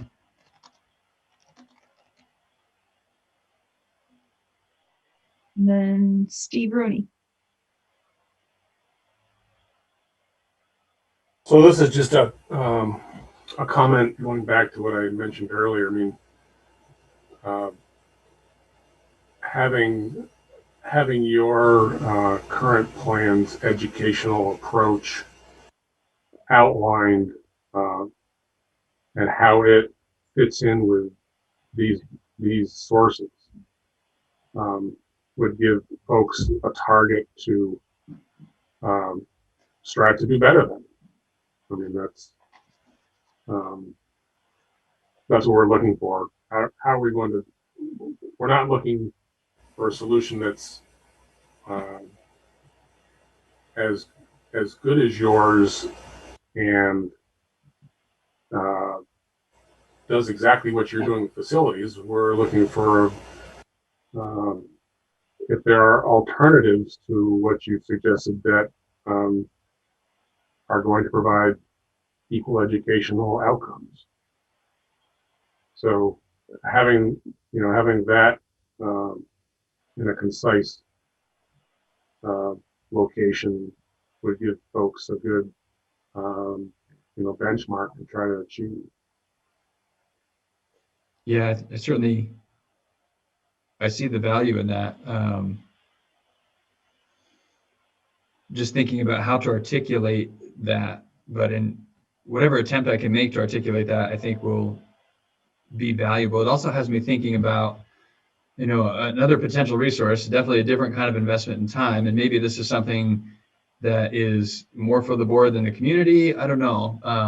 We are engaged so our administrative team is engaged in a book study right now. I don't know if this is going to be reversed for you, but it's the 6 shifts to improve special education and other interventions. It's really, it speaks to so much about our multi-tiered system of supports. It's actually authored by Nate Levinson, who is the DMG person that I've been communicating with, that we are talking about using as a consultant. It touches on so much of the work we've done to build our systems that are reflected in these documents, and highlights some areas where we have room for growth still. But it does it in a super straightforward, practical manner that I think ties so many things together in ways that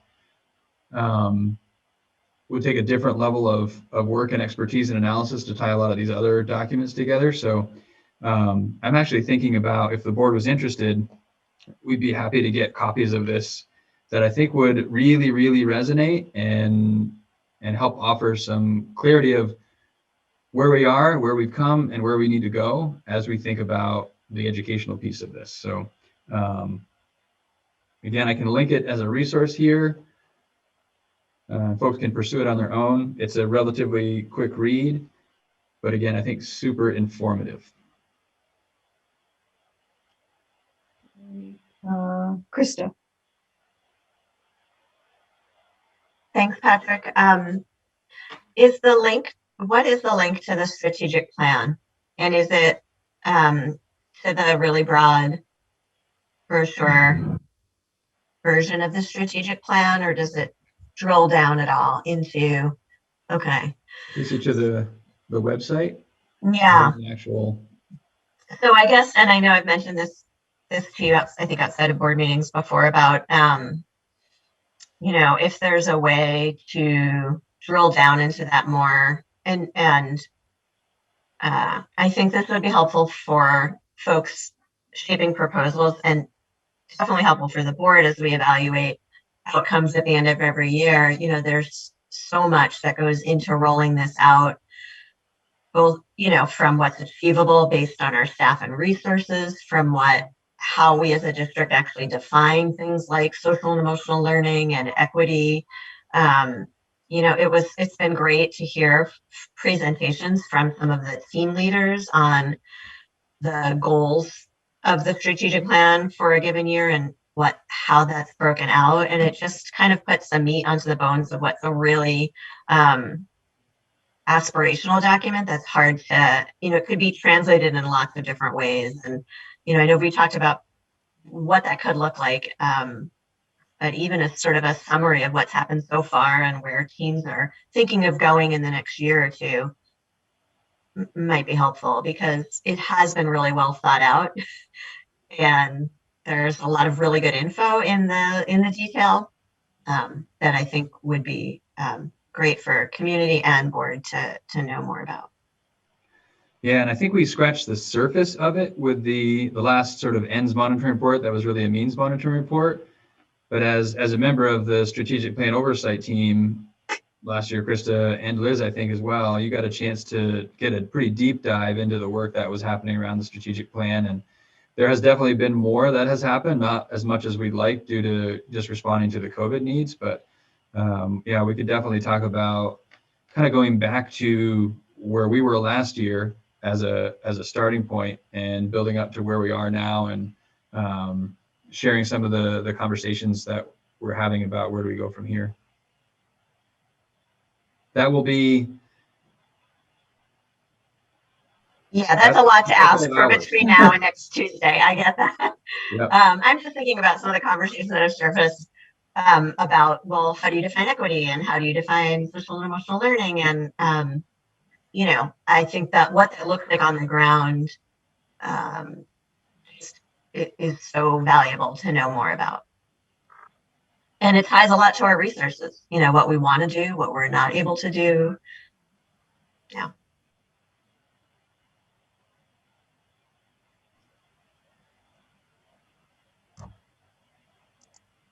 I think I see Kevin's hand. Kevin. Okay, Kevin. I just found him. I would take Krista's comment and even make them more broad. And, you know, Floyd's got the easy job. All he's got, it's all numbers, you know, you can't, or I guess you figures lie and liars figure or something or other. But with this here, it's so subjective, and how do you get across, or how do you assure there is an understanding of the direction that needs to happen to make this part work? That's the really hard part, right? You know, I'm a member of our leadership team. Change in the dynamic of leadership team, whether that's superintendent or a couple of other members, might change the dynamic of what the focus areas are. Like it is so subjective, because you could pick any number of things to focus on. That's where, to me, leaning on the ends policy and the strategic plan are pretty critical, because the work that happened to develop those extends way beyond any individual or any small group of people.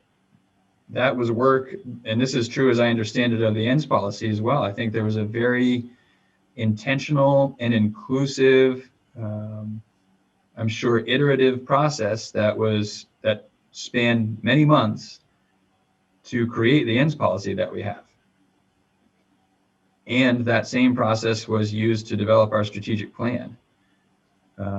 So to point people to those two documents seems really critical to me, because that's not just my thinking, that's not just the admin team's thinking, that is the will of our community. And, you know, we talked about ownership before, and I know Dave doesn't love that idea. My recollection of ownership conversation from this board months ago was the residents of the 5 towns, which I think includes a lot of the folks that he felt perhaps might be disenfranchised. From my perspective, to the extent that we possibly could, these two documents reflect the will of the ownership. And when I say ownership, I'm thinking the residents of the 5 towns, because that includes students, staff, community members, board members. It includes a wide range. So I guess so I can maybe spit it back out and get some grasp of it. When you talked about changes that administration changes directions and whatnot, that could be very well the individual proposers doing that. But then again, the real check is going to be those two head documents. Yeah, does that make sense? Even how to enact those two documents, right? So as a leadership team, there are 10 of us on our leadership team right now, building principals, assistant principals, Katrina, Susan, and I.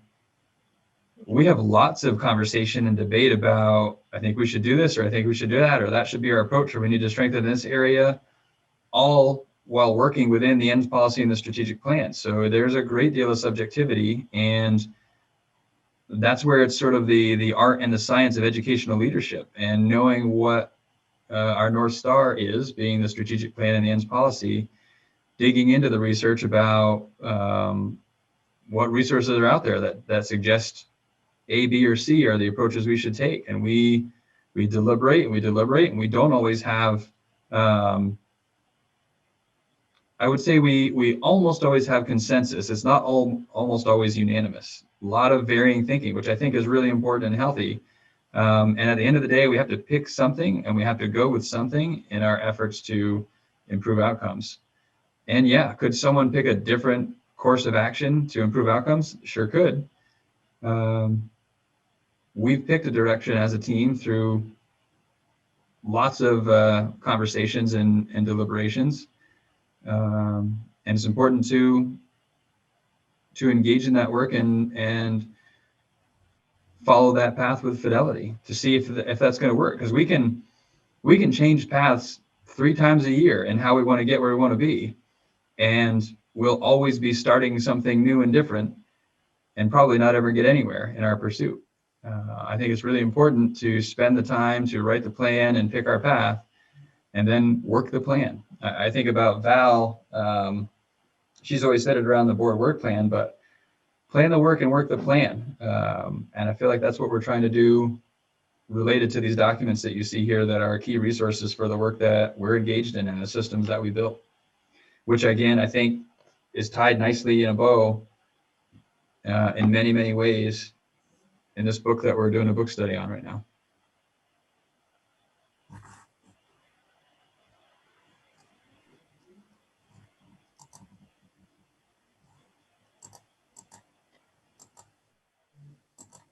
Okay, I'm not seeing any more hands, Patrick. Right. Oh, wait, Sandy Lee. Sorry, I couldn't get to the actual raise hand on the Zoom fast enough. And again, I'm at a disadvantage because I haven't been at meetings, obviously, for the last year, just coming onto the board. And I imagine the work that you do with your leadership team must be very rich with information. And, you know, as a board member, it's hard for me because I don't get to hear it. Like, you know, I don't get to hear all that amazing work that I know you guys are processing, coming to consensus, taking things into consideration. And I feel like if I don't have access to that information, then I'm kind of working in a vacuum. Like, I hear what you're saying, but I actually don't have the substance of it. I don't have a true understanding of what it is that you're grappling at an education level. And here we are as a board, and we have all this responsibility and, you know, accountability, you know, to the community. And I just feel like somehow I need more, like a better understanding. And I can go read something else, but I'm just an individual board member who doesn't have the vast amount of experience that you guys have as educators, and which I imagine is an amazing leadership team. You know, I have a lot of faith in the work that you do, you know, as educators, but I feel without the ability to really help give even you guidance from this side, without understanding really the work that you guys are doing on your side. And I don't know how I don't know if that is something that's been shared, but it would just like when we heard that we might hear something from principals. Gosh, I would love to hear the voices of teachers in a productive way, where they also didn't feel like that they were running up against, you know, any conflicts, but at the same time, they're an amazing resource. And I don't know how to hear from them, and maybe that process that we're going forward, we will be able to do that. But I do want to hear all those different views, and I have a lot of faith that this board will think very carefully with careful guidance, and won't just take one side or another, but we'll gather all of it together, get a better understanding of what's happening. Yeah, I definitely see the value in that. To me, the struggle is how to deliver, right? I think we have to be realistic about the depth of understanding board members can have, right? So we're talking about, if we think about the leadership team, that's a group of 10 people, all with advanced degrees in the field of education, that spend 50 to 60 hours a week devoted to that work. Right. You can't replicate that as an individual board member or as a board. So, but maybe we could hear from them. like in a way where, I mean, I'd like to hear from them. I mean, I want to hear that rich source of information.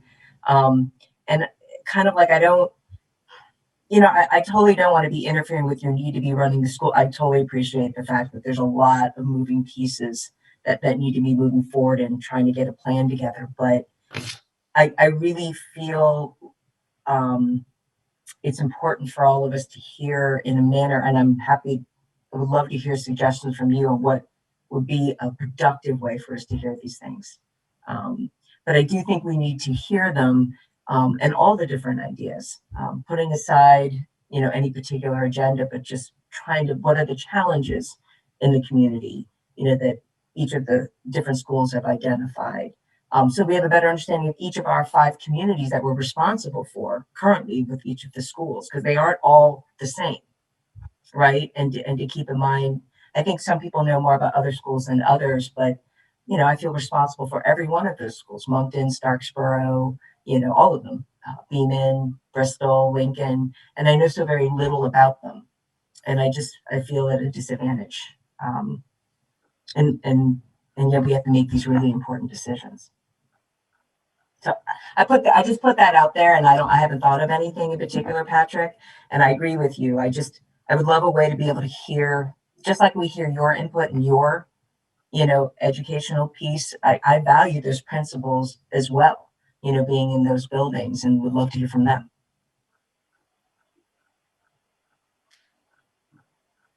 Yeah, it's tricky. And I think I agree. They are intelligent, thoughtful people, and they would share great information that and different perspectives. Completely agree.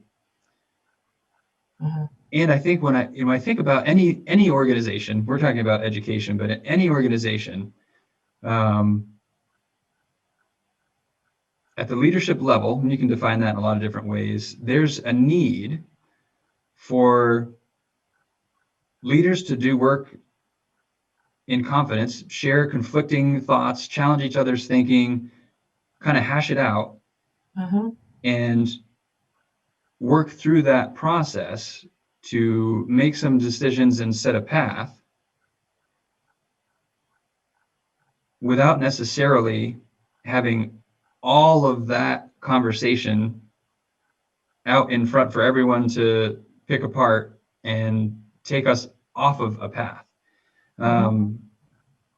Hard to know if the path we're on is the right path. I happen to think it is. The proof will be in the pudding in terms of student outcomes, right? But being on a path is critical. Getting off of a path is detrimental. And that's the only concern. So I don't know, I just sort of share that, and I don't even know what to think of it, but I want to respect the process that is so important, and the integrity of the work that we do that is so important to produce the kind of durable, hopefully outcome-driven decisions that we make as a leadership team. Sure. I definitely want to respect that process. I mean, in the attorney world, we call it kind of work product, when you're really thinking things out and you come to sort of a decision on how you want to move forward. And I'd want to respect, each administrator, principals, sort of all the different ideas they have, but still get some kind of, we need some input. I mean, just as a board, I feel like, honestly, it does a disservice for you, Patrick, because I think it's too difficult for you to try to explain what comes from each of these administrators all on your own. It shouldn't just be you, filtering it as best you can. We should have a system set up in this process where we're hearing, from them. And it also brings me back to the MAUSD unified district issue. When we were a high school, I kind of got it, right? I always trusted that the town school boards, were going to handle some of the issues that were more immediate for their own schools. And so I wasn't as concerned because we were just middle school and high school. And I always thought that the biggest challenge for this board when it became unified with the elementary level and high school was, how do we as board members fully represent the differing types of education that's provided? And, at that level by town and in the high school, because to me, they were very, very different. And so again, I don't know. I definitely thought that when this board came together, that was going to be one of the biggest challenges on how to incorporate that in this now one huge, board. And so I'm hopeful that we have that kind of input. I know we don't have any councils. You know how the articles indicated we were going to have maybe councils for each community who could help contribute to the board. I know that I don't see anything that happened, but I know that was definitely a big part of Act 46 was to make sure that each town had some sort of voice and connection in the board level, because it's very difficult to do just at sort of the unified level. I'll stop talking. Thanks, Patrick, for listening. I appreciate it. No, I appreciate the thinking. And I think, and this is a genuine question, I think part of what the board needs to think about is it more important to the board to hear the collective work of the leadership team or to hear from individual principals? I don't mind starting with the collective. I mean, don't get me wrong. I mean, I'm looking forward to the collective work of the team. And it sounds like that's something that I'm excited to hear that you've been working on. So, anything that we can hear, at least to start, and then go from there. Because I don't even know what I'm going to get. So I'm kind of excited to hear. I'm looking forward to it. Okay, Krista? I realize that I have something to say, but I also recognize that we got off of our turn taking process. So if you want to take a minute and check in with anybody else before I speak, that's fine with me. Okay, I'll just check in. How about with Annie, or do you have anything you wanted to add? I'm good. Thanks. And Sarah LaPearl, you've been very quiet. Thank you. Okay. Anyone else, Liz? You good? Okay. How about Rob? I'm good, but I echo, I think what Sandy said. I think still being new to the Lincoln, I don't necessarily have a great grasp of LCS, not being a parent of a student in the school system. And I know historically that we've had our meetings in the different elementary schools, but just have a better sense of our entire 5-town community. It's good to hear from different members of the different communities too. And if this is one lens, possibly hearing from individual teachers from a building or a principal, that just would make me have a better understanding of our school district. And I hope that we can get back to normal at some point and have meetings in the different schools, because there's 3 elementary schools that I have not been in. And, it's hard to grapple with big conversations that we're having when I actually don't have the on the ground understanding of what that school even looks like. And perhaps another lens to think of this through, I think a lot of what you were talking about, Sandy, and supported by Rob, is I think what you're talking about is a direct inspection. If we think about it in policy governance terms, so it's worth thinking through, what does that mean? What does it look like? What are the implications? And looking at it from that lens.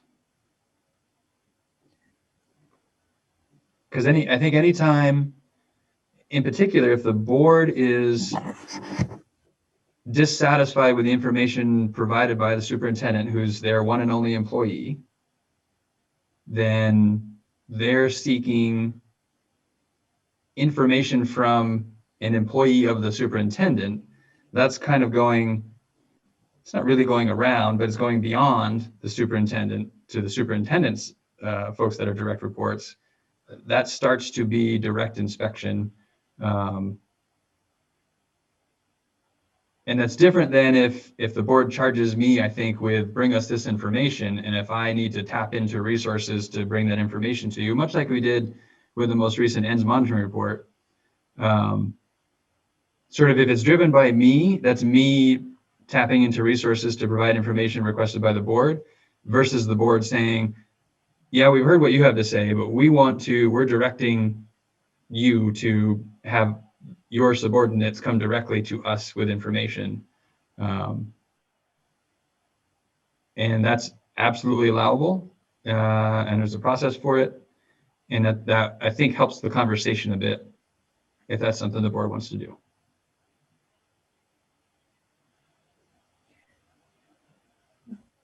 Okay, I'll look more closely at that in policy governance, Patrick. It's been a while, but I do remember that a bit. So I'll look at that more closely. Thank you.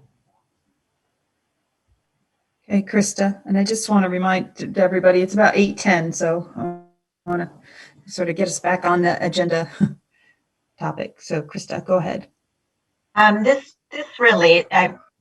I think this is a really important conversation, and to me, it relates to. Sorry, I'm just looking at the agenda. To what I was going to say around board communication structure. So, if I could just take a moment to do that. So Don had shared an article with me called "What's Trust Got to Do with It," and it was summarized a study by Public Agenda where they looked at chronically failing schools and primarily under-resourced inner cities, and working with these communities to grapple what it might mean to close some of those schools or to make significant leadership changes, or in other ways to figure out how to solve that problem. And it talks a lot about the best ways to engage with the community around that really hard issue of potentially closing a school. And so I think there's some relevance from that study to this work. And I was really glad to read the article because it just reinforced what I've been feeling for a while now, which is that we've lost our way in terms of the community engagement piece. And I think what Sandy is speaking to kind of gets us back to that in a way. In the fall of 2019, we did some really great work reaching out to specific groups of people. And I remember, Patrick, that you had some reticence and concern about what that might look like. But I think the end result was really positive and really powerful and built a lot of goodwill and trust. And the number one principle that this article by Public Agenda points to it in terms of communications and engagement 101 is to lay the groundwork by talking to students, teachers, parents, and community leaders early and often. So I think we did it early and we haven't done it often. And I think we need to get back to that. Board meetings, they're not great places to have that kind of dialogue. And I think there are ways to connect with folks doing the work that don't supersede your work, Patrick, or our management of your work. And I don't think it's a sign of our dissatisfaction with you at all. I think it's our desire to have more evidence and look under the hood a little bit more. And it also just keeps building that trust and that goodwill. I really feel like it's worth the time to do that.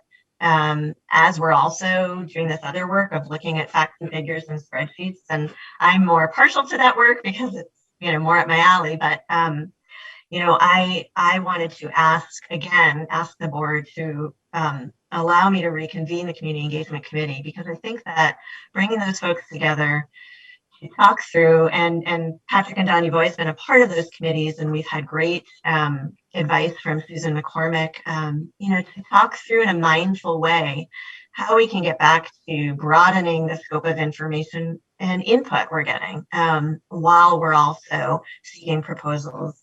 I feel like if we don't do this, we're going to continue to be in this us versus them place. It's just inevitable. And so I really hope that that we can do that work. I think it's really important. The other thing the Community Engagement Committee did well was to help manage the PR, the communication piece. That's also kind of gotten away from us since that group hasn't been meeting, but we had some folks that really helped us to try to figure out, and which all had a time outside of the board meetings to all get on the same page with communication going in and out. So that's the soapbox that I referred to wanting to share earlier, but I think it relates to what Sandy was saying before. I don't think we should be afraid to connect with the people working in our organizations, and I think there's ways to do that respect the various roles and our role as board members. I'm seeking permission to convene that committee and to start those conversations again. So I think because we really need to let people know we're considering this, I think let's get it on the next agenda. It's typically an item anyway, so we can have it next, and we're meeting next week. Sounds good. Okay. Steve. So, I think we had talked about maybe having students and teachers weigh in. Are they just able to basically provide their feedback in this first round of proposal taking? Kind of, we'd sort of discussed maybe they were giving just proposal whites, and we were going to take that into consideration along with all the other information that we were getting. Just curious if that's still a possibility. I guess anybody can probably provide feedback if they want to in that process. The other point, as long as we're talking about discussing things with folks on staff other than Patrick, is that we're getting letters, back channel letters from the staff about the situation that we're in, and frankly, I'd rather have a face-to-face discussion with them and have that brought up than read back letters. So I know people are probably nervous about not talking out of place or talking, the throwing a kink in the railroad tracks and getting the train off the tracks, and not doing that maybe intentionally, but maybe doing, causing problems they don't want to cause. But I think it would still be helpful to hear from people directly. Okay. And Dave? So this is an excellent conversation. So I think getting more than just board members, getting the public into our schools would make a huge difference in terms of the public's understanding and trust about what's going on in our schools and what we're trying to accomplish.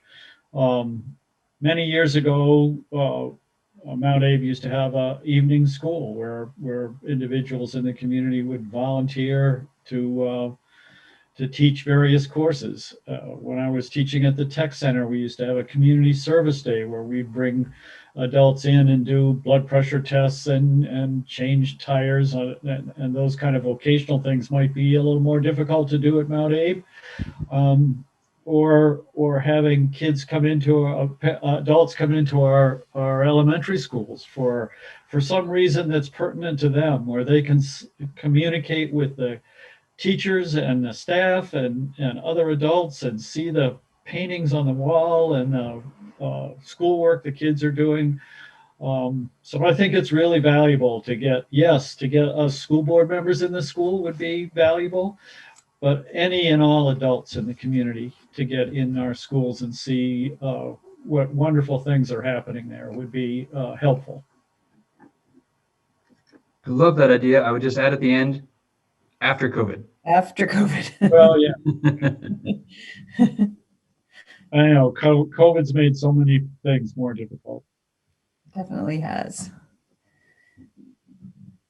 Okay, any more around these decision-making tools? I'm not seeing any hands. Patrick, I would assume is if we were meeting in person and you had brought us a hard copy of this list and, a hard copy of what that tab looked like, these will be included in our minutes as just a PDF, not as the worksheet that has all the bells and whistles where you can change stuff, but just as sort of a picture or a copy, I would assume.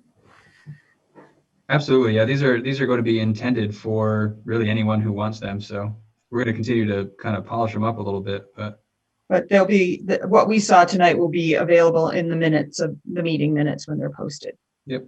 Okay, great. All right. Next item is the discussion around the survey, and I'm going to let Rob and Krista take this one. So they worked on a few changes to the executive summary, so I'll let you two go ahead.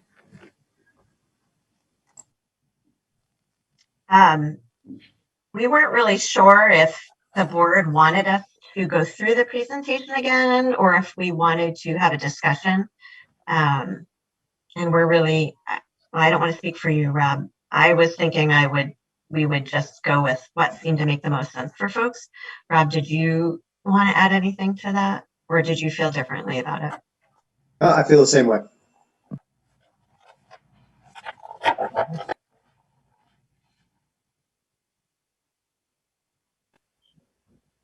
Krista, do you want me to go through the list or do you want to call on people? Oh, are there hands? Steve has his hand up. I didn't know which way you wanted to handle it. Sure. Go ahead, Steve.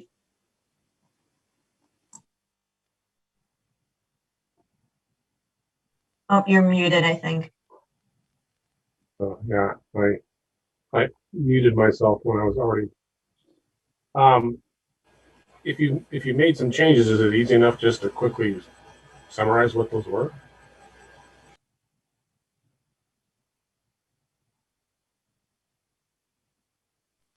Sorry, I'm just looking for the presentation itself.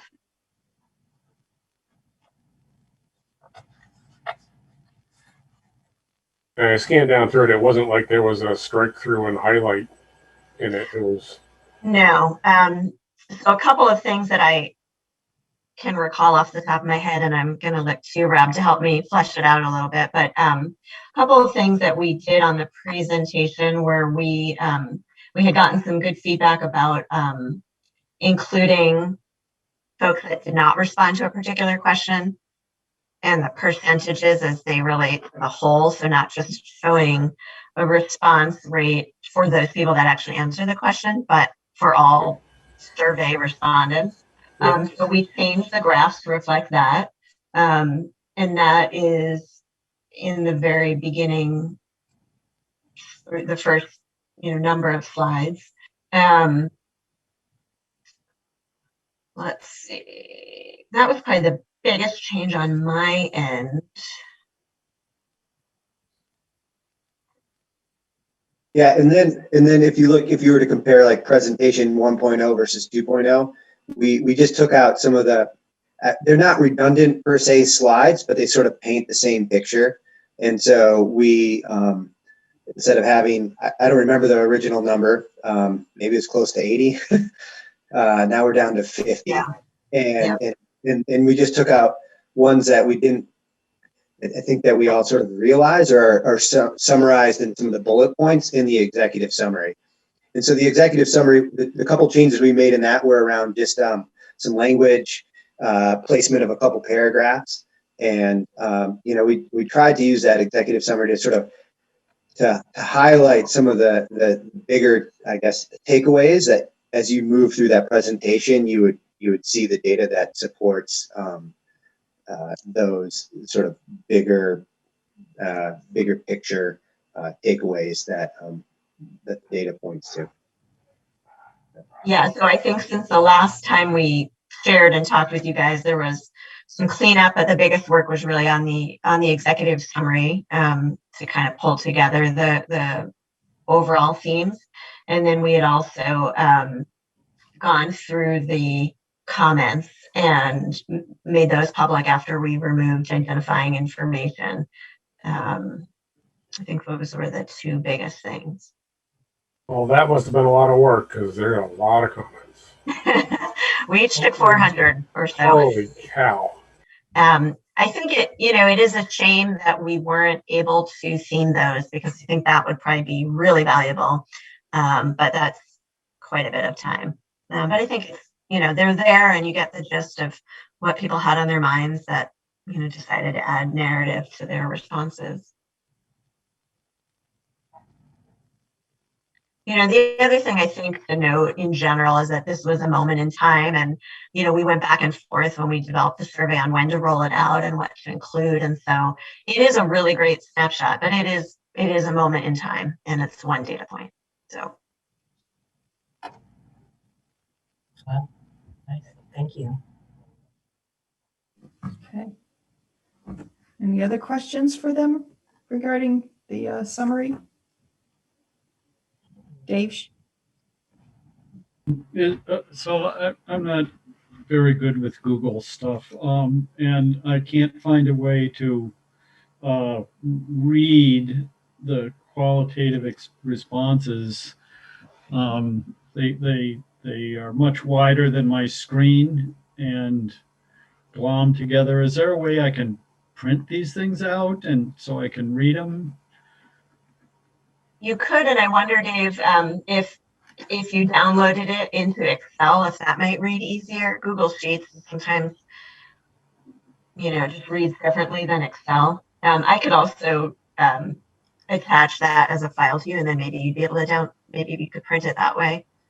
If that's easy for you to do, I don't think I can download it as a Excel file, can I? If you should be able to, if you go into File and then Download, it should allow you to download it into an Excel document. Oh, okay. I see that. I just tried to do that. So, let me know if that doesn't work. Okay. Thank you. Yeah. Dave, do you know how to zoom the screen?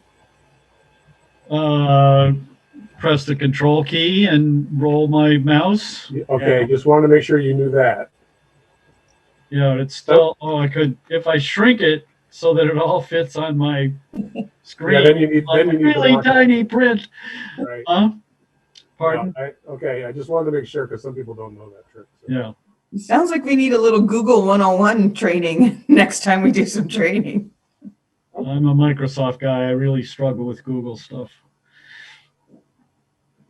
All right. Okay. All right, I'll keep moving along. Our next item is a discussion around the process for filling the board vacancy. As we noticed in the consent agenda, Caleb resigned and he will be missed. He was a big part of a lot of the work that has been going on since the beginning of this school district. So I think we all can extend our gratitude for his work. I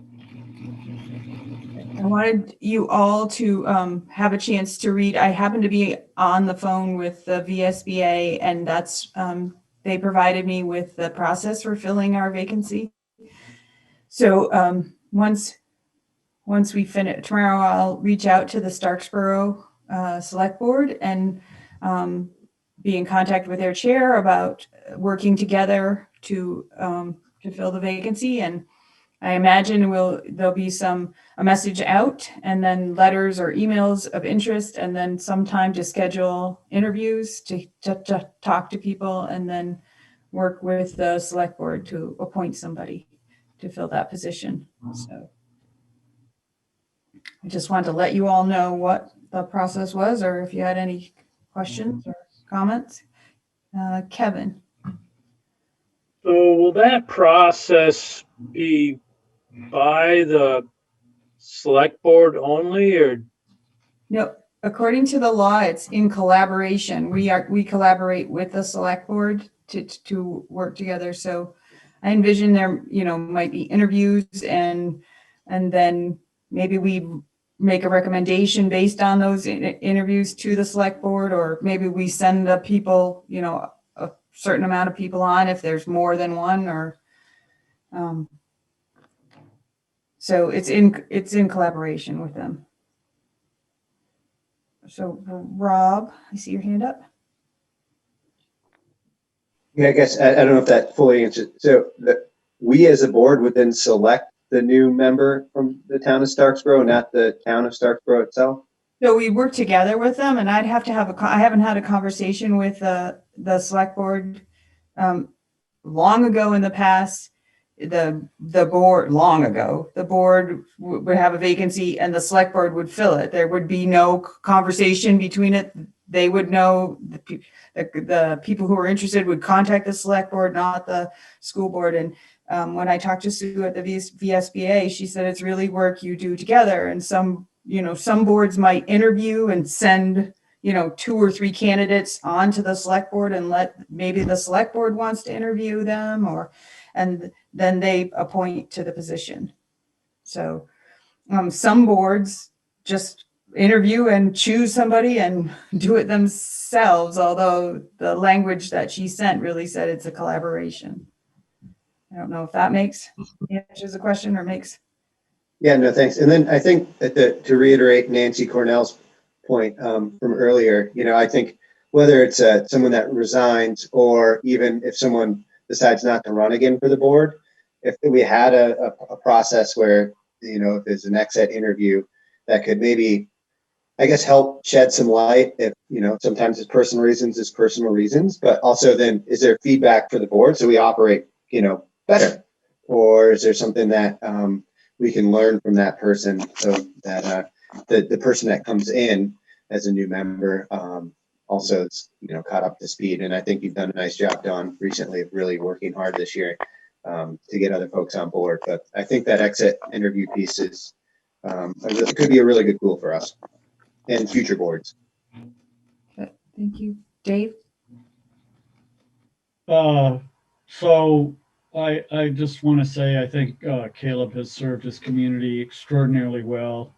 I am amazed that he was able to continue to stay on the school board while having a small child and trying to put food on the table and serving the district, 4 towns of R5 in the legislature. It's just a whole lot of work that he's done and served his community extraordinarily well. And I just want to say that.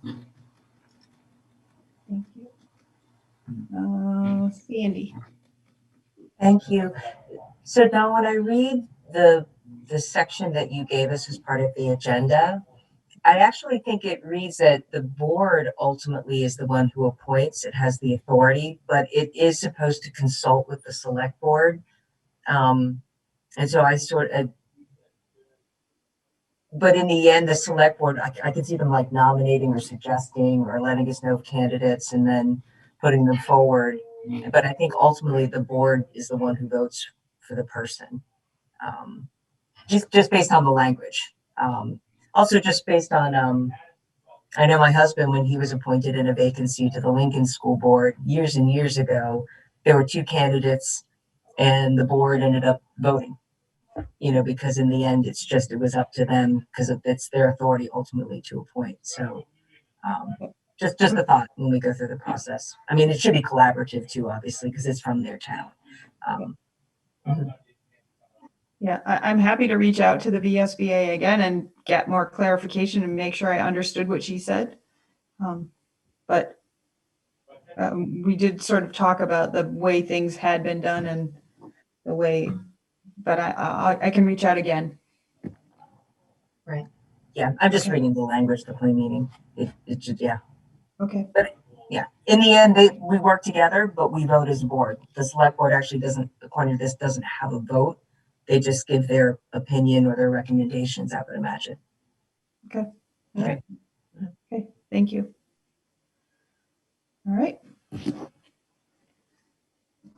Okay. Next is an action item to approve the revised call for proposal based on some information we heard at the last meeting. We made some changes to the document. I think it's ready to go. So we're looking for approval to the changes and to get it out so that the community can start responding.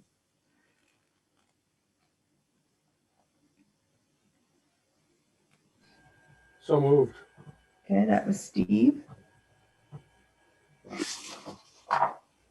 I'll second, Kevin. Okay. Any discussion? Kevin? So there is the word required used twice. It's going to be required to submit a letter of intent. And it's also going to be required to attend an informational meeting. And I'm assuming those are both, there's an and between those 2 things. So I don't have a hard position on it, but it's very requiring. It's very requiring. So if people don't have their act together and don't attend both of those things, they are out of luck as far as putting in a proposal. And I'm just want to confirm that that's what we really want.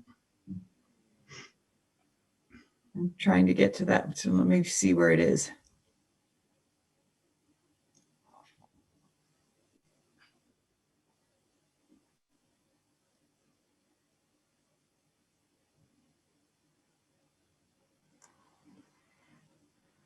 It's on the second page, so the Yep. first two bullets. Yep, I see that. I think it was just being very specific about that these two things need to happen, that it was clear. So I Rob? guess on the flip side of that, if you don't do either one of those things, your proposal won't be considered.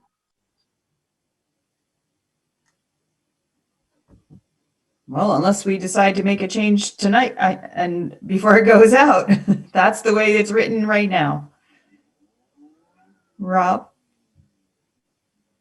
Yeah, I mean, I read that too, and I agree with Kevin. I don't know if that language is necessary. I also think, man, that timeline seems pretty quick, considering we're just seeing this tonight as board members, and for folks to have a letter.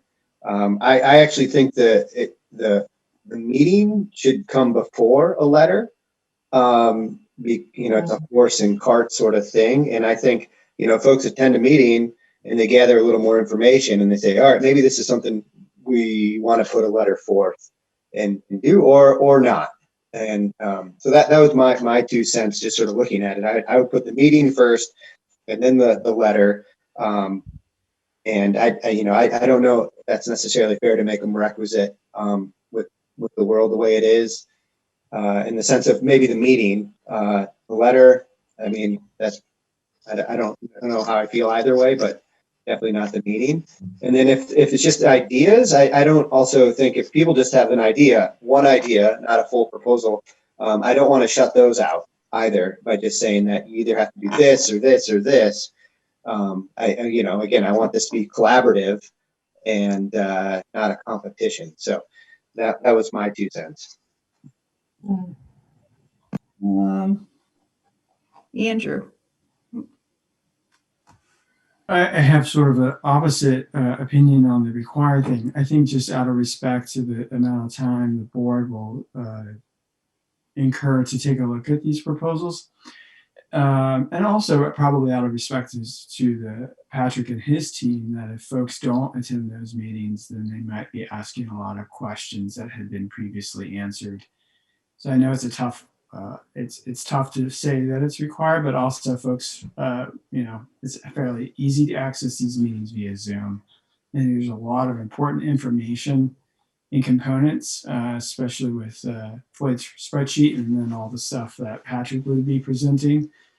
I think that's pretty important that people have that information ahead of time so that they have a actually good chance of providing a solid proposal.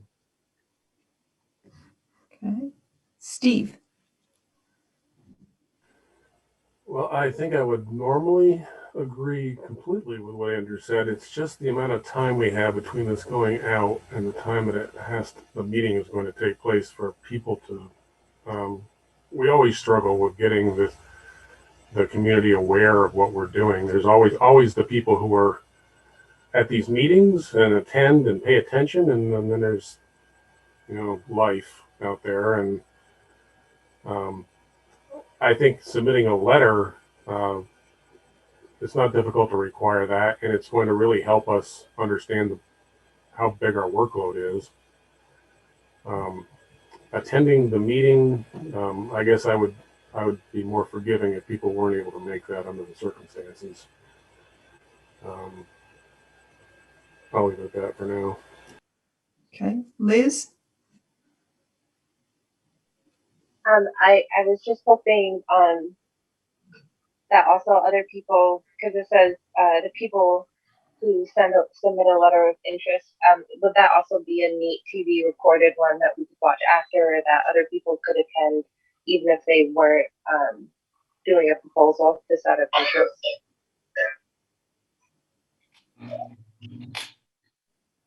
I think I missed the end of that. Just Wondering if people, if like, could I attend just to hear the conversation and hear the information shared, even though I'm not submitting a proposal?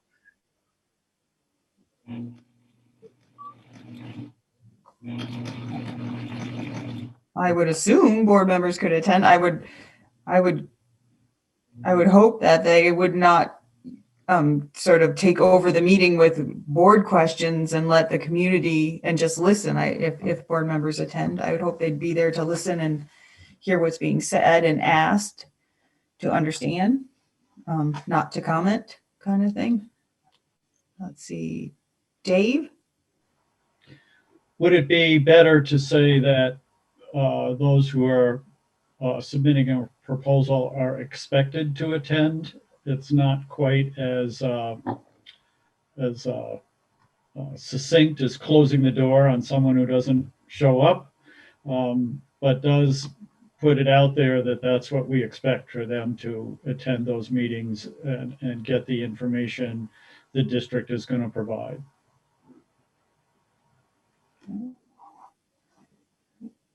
Sandy Lee, and then I'll go to Kevin, I think. Thanks, John. So I saw this for the first time last week.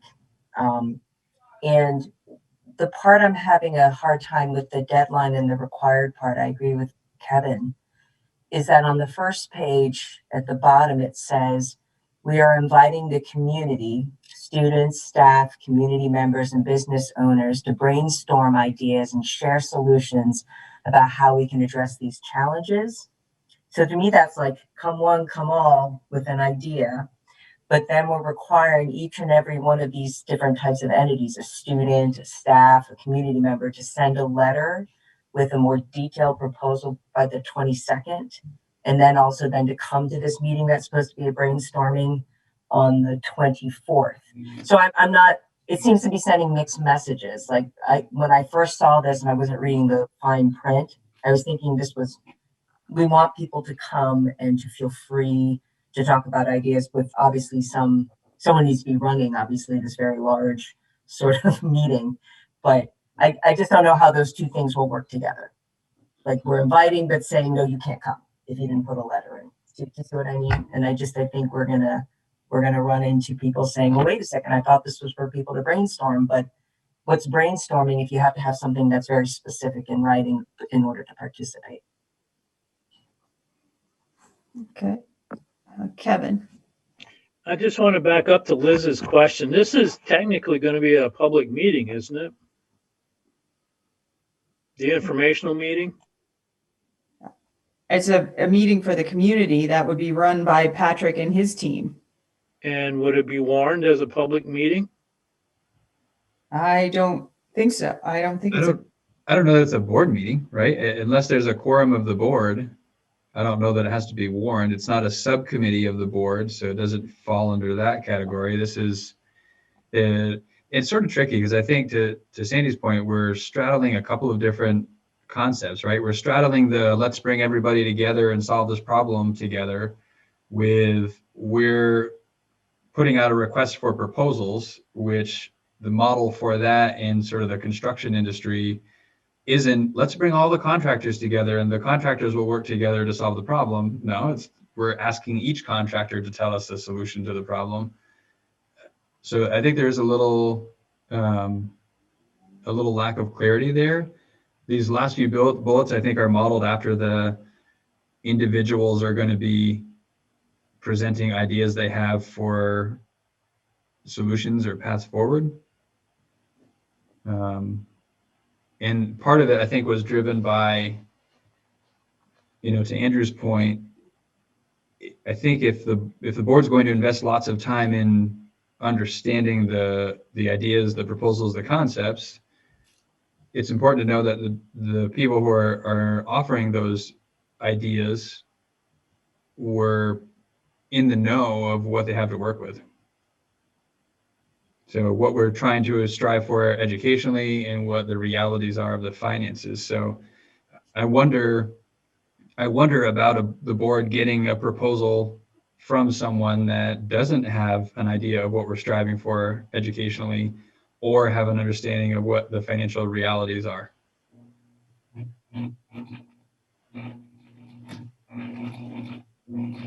But I think in terms of the meeting, I all are welcome from my perspective. It's good information. It's interesting at the very least. That's the only promise I've ever made Floyd, is that this will all be very interesting, and I haven't let him down yet.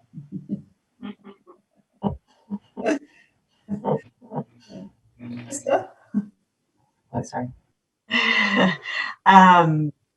Yeah, I think it is like we're trying to address a couple different problems, not problems, but situations. So one is we had this request from members of the community to present a formal proposal. We also want to make sure that other members of the community have an opportunity to participate in a real way in the decision making.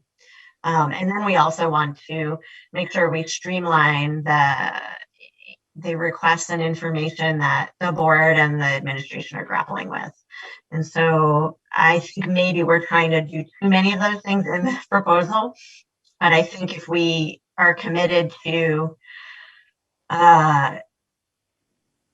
taking better care of how we process requests for information, and we have a good plan for inviting community participation in the decision-making process, and maybe this specific RFP doesn't need to try to meet those needs, and maybe we keep it more on the sort of page 2 version, which is, if and I don't love the required thing either. I think it would be an amazing problem to have if we were overwhelmed with really concrete proposals.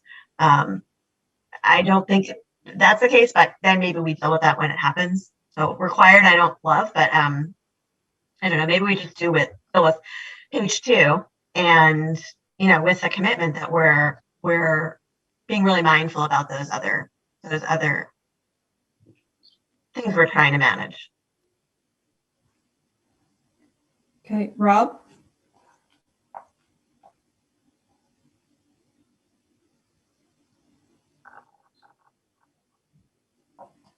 Oh, you're still muted. I was saying, I second what Krista just said. And then I guess to Kevin's point regarding the meeting, like, if we have a quorum of members, board members that show up at that meeting, wouldn't we have to warn it legally? Not if you're not doing any board business. So you'd really have to just be listening. The second you start making a plan to take some board action, then you'll be called into question. But if you're listening, it'd be like going to a concert and all of us being at the same concert. We might happen to talk together, talk to each other. We're not having a meeting, but we need to be well aware that if we start down the path of board business, that's where the problem lies. Sarah LaPearl, we haven't heard from you. How about Sarah? Why not just change the first word instead of required to asked to submit a letter of intent and recommended to attend this meeting?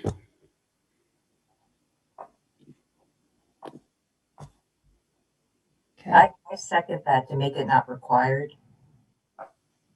Obviously, people who are motivated will be sending things, but at least it doesn't clash. Okay. Steve? So first of all, I'll make an amendment to my motion to do exactly what Sarah said. You got that, Chris? So to change the wording to be asked in the first bullet and recommended in the second. Yes. So Kevin, since he was the second on your motion, do you have a problem with Steve's amendment to his motion? No. Okay.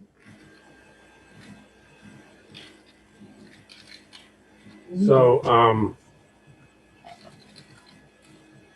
I'd also like to make an amendment to switch the meeting and the letter, so that you go to the meeting first and then you submit a letter. And And the last amendment is to separate out the brainstorming language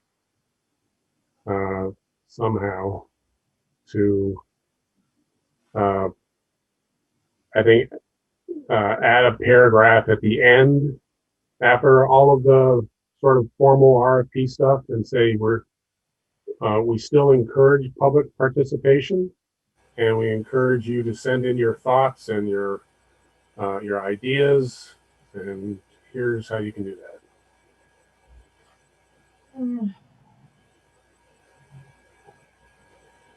Even if you're not providing a proposal, you can attend the meetings and you can submit ideas.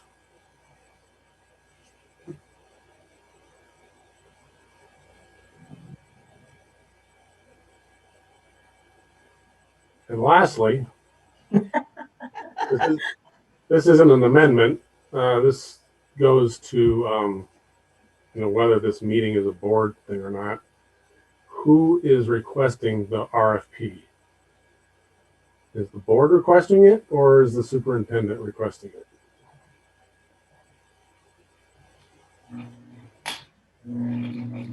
I think it's the board at, So this meeting is a board action.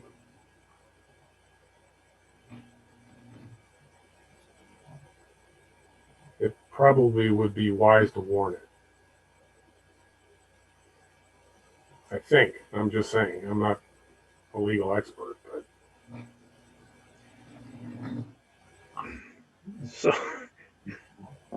I hate to do this, but I'm okay with Steve's first amendment to his motion, but the second two, I would rather have them formally amended as opposed to me agreeing to them. well, I think we should vote on all the amendments anyway. I think in terms of whether it's an official board meeting or not, the conversation that evolved at the board meetings, I guess is more accurate, has been that what I've taken away from this is that it's expected of me to hold the informational meeting to provide information to people. There has not been a directive from the board, but I have inferred strongly that is the board's intent. Perhaps if the board did direct me to hold this informational meeting, then it's clearly a meeting that I'm conducting upon direction from the board, but it's my meeting, not a board meeting, and that perhaps clarifies that. And maybe that's not what the board is directing me to do, but I think it is. Well, aside from, yeah, we should probably separate that out from this action, Don. Yeah. We should talk about that separately. Yep, that should probably be after we iron out these amendments. Yeah.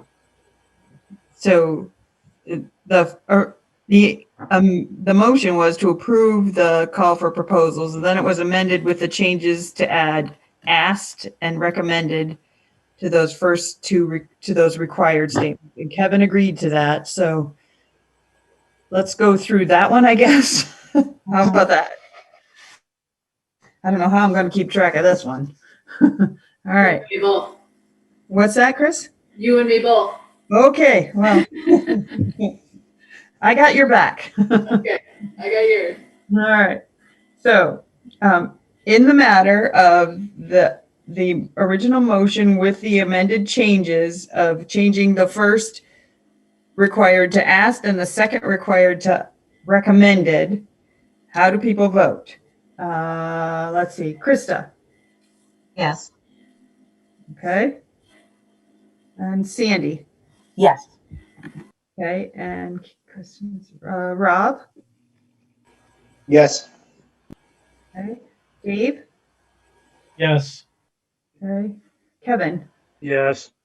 Okay, Steve. Yes. Andrew. Yes. Okay, Liz.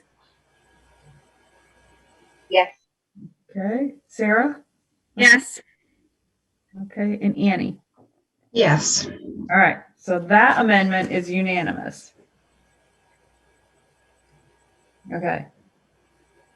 Then the next amendment around the call for proposals was to switch the meeting and the letter dates, if I understood that, to have the meeting first and the letter asked second. Okay? So does that make the meeting earlier? We're gonna have to see what, because that was probably people's schedule that might make the letter later. I think we want to move the letter, not move the date of the meeting. I would agree. And I'm seeing Patrick nod his head as well. Yeah, we just want to make sure that we have time to make those tools ready and as useful as possible ahead of that meeting. Absolutely. So it's so it's so what you're, why there are so many amendments, we should have just voted it down and so is to have the meeting first and change the letter require or ask for later. And Steve, I assume you're going to be the motion maker on this one. Is anybody seconding that amendment? I'm amending my amendment. Rob seconds that. Okay. All right. Now I saw hands up. So Liz had her hand up, I think. And, I just would have seconded that. That's all. okay. And Sarah, was that what it was? Okay. All right. Now on Andy has a question. Okay, Sandy. I actually don't know what the amendment is right now. So it's that the meeting would be on that date, but the letter not requirement, but the ask of the letter would be after the meeting. And so now we're having discussion. Okay. Yes. So then the meeting part would be those who are interested in making a proposal are recommended to attend a virtual meeting, something like that. Yeah, because we'd have to change that language, just putting that out there. And then those planning to submit proposals are asked, because we already asked to submit a letter. Yes. Well, see, so this is my discussion because for Patrick, I do this because you're the one running this meeting, right? And the only thing I was thinking is that maybe you wanted to have those letters ahead of time so you could sort of have in your mind sort of the breadth of what you were looking for. But if you don't need that because it's only 2 days ahead of time, then I can see why it might be helpful to hear people who are more serious about making proposals and doing that. That's my question, just because I know you're running the meeting. That was the intent, was that to have a sense of how many people do we think are interested in even submitting a proposal, because there's a preparation for the volume, and to understand what are we looking at for range of proposal ideas and potential. There's something in here about thoughts about information needed. So a point of clarification, the last sentence in the first bullet on the second page, financial and educational information required to help initiate proposal development, can be found here. The idea was to link those documents that Floyd and I kind of went over earlier. Oh, okay, I was wondering about so that. Folks could see, all right, so that's the baseline of information. That's helpful. And here's something else I think I would need. And again, we could talk about the timeline, but the idea was if we're really interested in helping provide people with the information they need to do the work they're setting out to do, we can give them a baseline, and that may not hit on all their marks. And it'd be nice to know what else do they need ahead of the meeting, even if it is just a couple of days, to try and be prepared to be as useful as possible. Otherwise, it's the meeting first, and we're just learning, okay, there's 400 people or there's 2, and they don't need any more information, or they need volumes of more information, and we find all of that out in that 1 or 2 hour meeting or whatever it's going to end up being. Well, if they are looking for that much information, you're going to struggle to put that together in 2 days anyway. So I think you'll find out who's serious about it at the meeting, regardless of whether they put a letter in or not. So. Yeah, I can live with it either way, but that was the thinking behind at least the sequencing. I think the timeline points are well taken. Kevin? I am in favor of leaving the structure as it is now. The letter of interest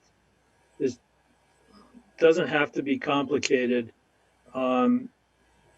And for all this, then I think when we talked about this before, it was just an indicator of, the real intent of it was to be an indicator of interest for the meeting. So I have reservations about changing, and people people could drop out after one or both of those things. You never really know, but then, the whole intent was to get some indicator of interest before the meeting.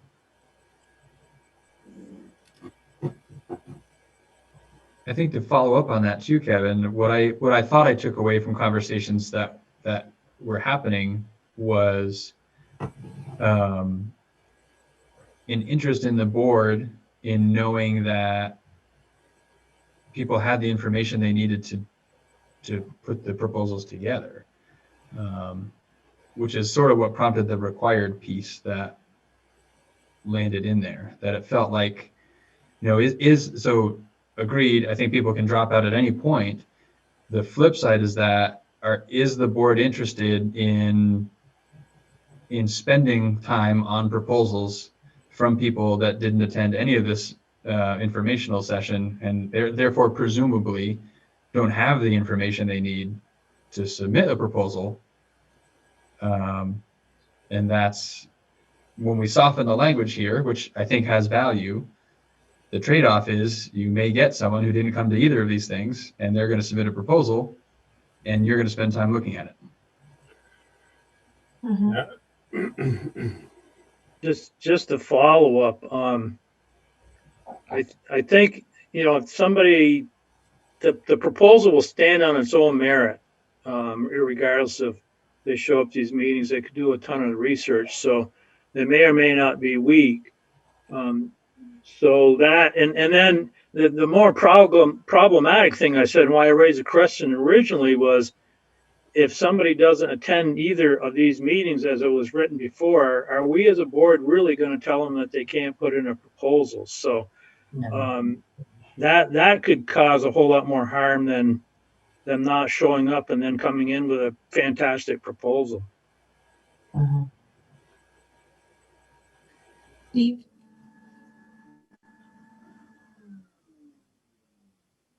You're muted, Steve. Sandy's had her hand up for a while. Okay. I thought it was from before. Oh, no, I know. You can never tell, right? I try to take it down. I don't mind keeping it at the current with the letter and then the meeting, the way we just agreed to amend it. But I'm wondering if it would make sense in the second bullet to leave open some language of there may be, or depending upon the number of proposals, there might be more than one informational meeting. Because I imagine you're going to get like legitimate questions being asked at that meeting, Patrick, where you may really need to follow up and have another meeting. And so and you have from March 24th till May 4th, you have a long period of time there. So that way, just more, you'll have a better idea. Just a thought, because I can't imagine that will be the only useful informational meeting if you're willing to, if you think it would be helpful.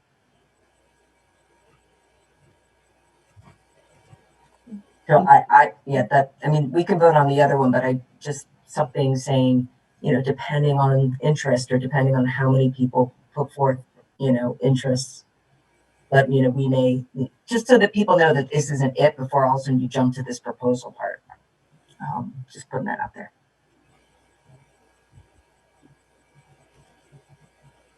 Steve? Yeah, it may not in the end be horribly critical which comes first, but I think what I heard originally that made me suggest the motion was the fact that you might end up with a bunch of letters from people who, once they go to this meeting, are like, what? And don't really want to propose something, or don't understand it and figure out that's not really what they want to do. And you might have an inflated number of letters. But I guess that's, it's probably you'll probably have hiccups in this no matter which way you sugar this out. So I think we should just vote on it one way, Don, and if people aren't for that, then we'll leave it the way it is. So. Okay. Yep, that's what I think. We'll see where people land on this one.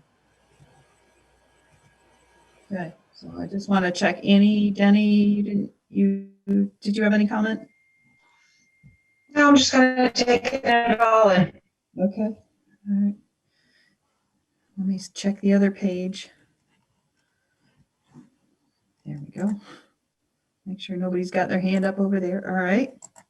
So this motion is to amend the language around the changing the meeting and the letter. So having the meeting first and the letter be second. So that's the question. Are you in favor of switching it for the meeting first and the letter second? Krista?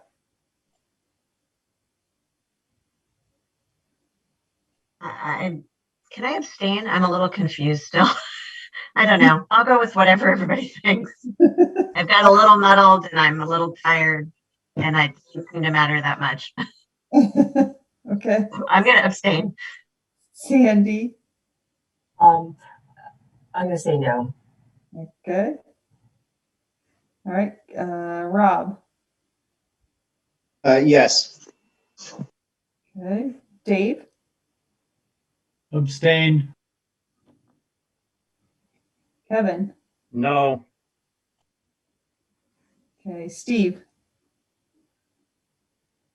I'll keep it interesting. Yes. Jeez, thanks. Andrew?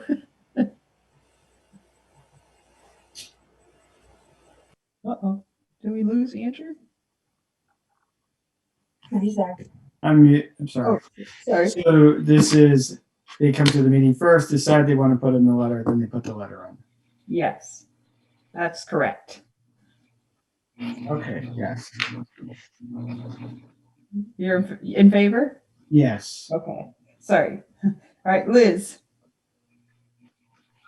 No. Okay, Sarah? I don't honestly care. I don't mean to say isn't it just like you're asked to do it by a certain date? Like, why not just make them the same day and then call it? I don't know. I'm gonna say no. Okay, and Annie?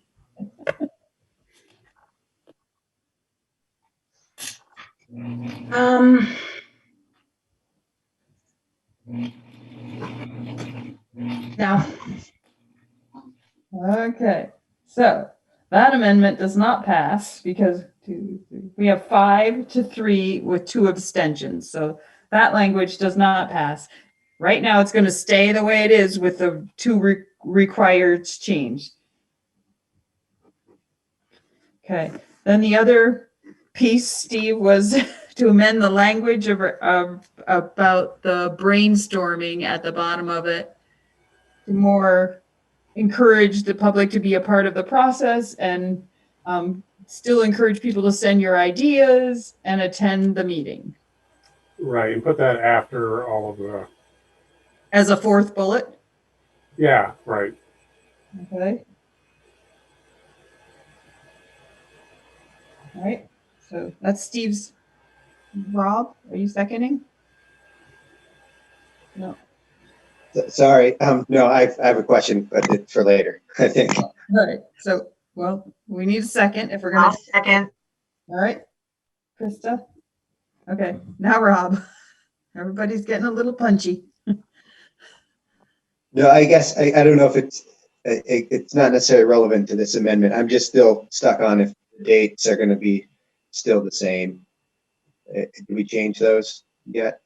No, because I think the 24th is what works for the Patrick and his team that would be doing the meeting, so I don't see that date's changing.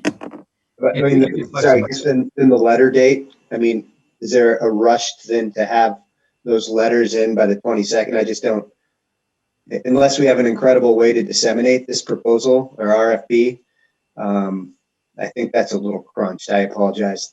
I should have maybe made an amendment, or I don't really necessarily understand the process, but sorry. I think it's fair to say the dates are flexible from my perspective. I think it's important to get it right more than it's important to try and shoehorn anything into a particular date that's picked right now.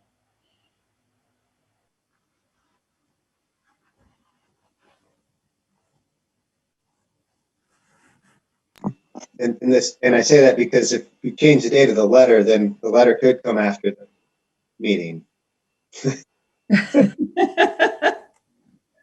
That's just where my head's going, and I don't. Krista. Don't go there, Rob. I just, the date thing, maybe there's a way to, I'm just trying to figure out what our timeline is and if we push it back a little bit more, or can we just approve the proposal with people need a deadline. I think we need to. Sorry, I'm talking out loud. We need to finish the amendment, then we can talk about revisiting the previous one. Right. Okay. Can I say something about your amendment? I like it. I think we should just get rid of the language above around the brainstorming and put that bullet down at the bottom.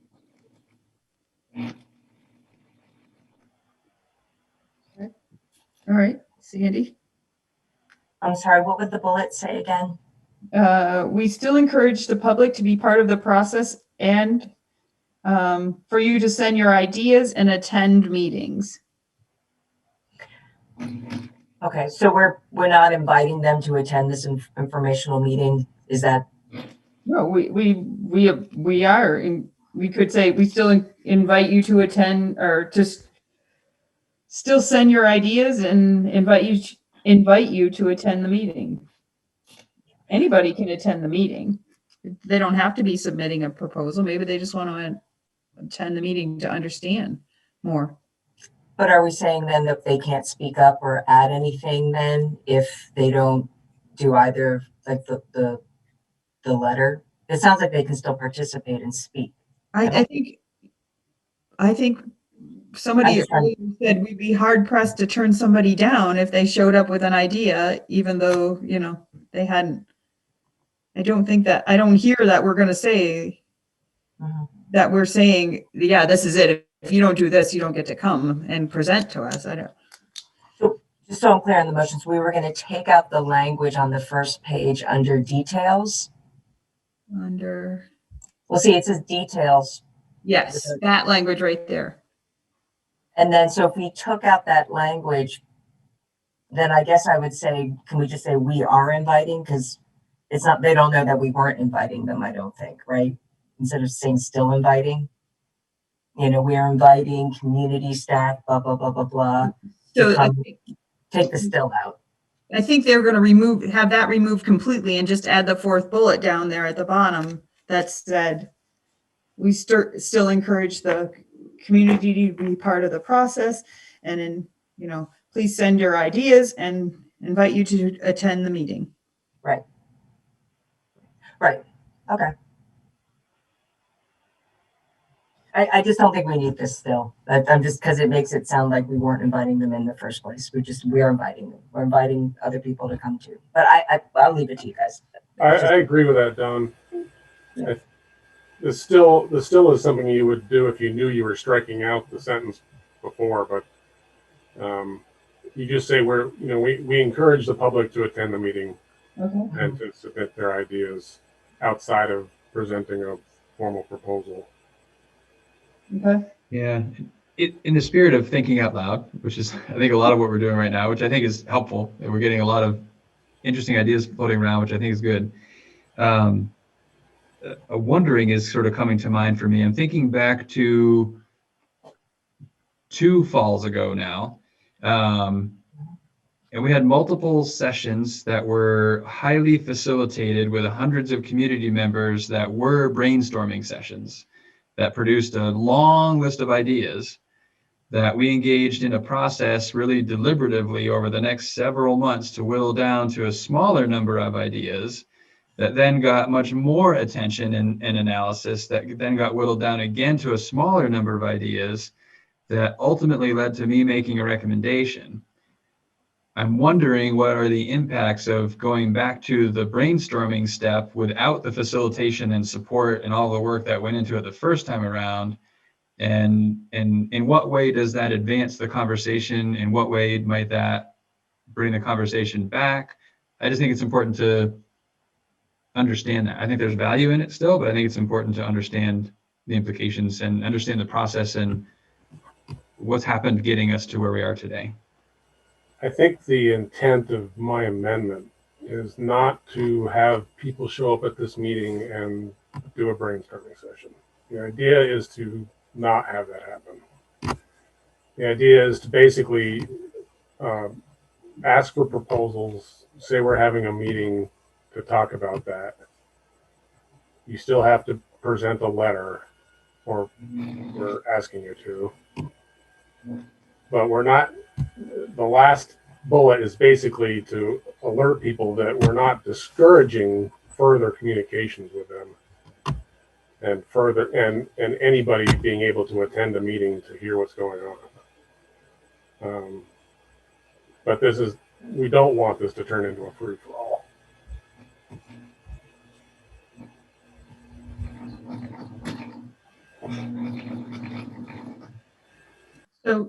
So I was trying to write down what you had said. So what, the last bullet, Steve, you're saying the message should be more, we encourage the public to be a part of this process.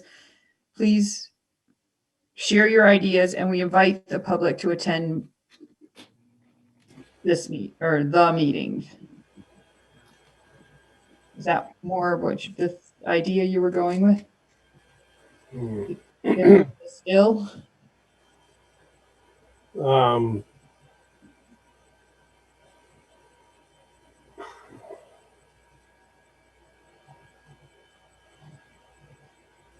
don't know. I mean, another way to think about it is to think about what Krista was saying earlier, where we might be trying to do too much with this thing, and maybe we just not put that bullet in at all, exclude the language from the first page, and then issue a second kind of communication to folks that we can think about more clearly about how we're going to go forward with getting, public feedback, rather than trying to deal with that in this RFP.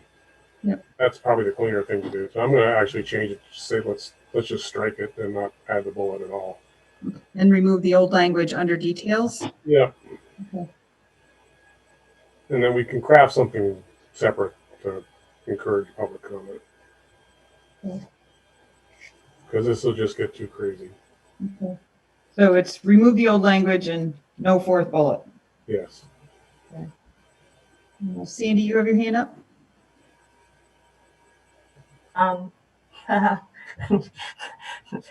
So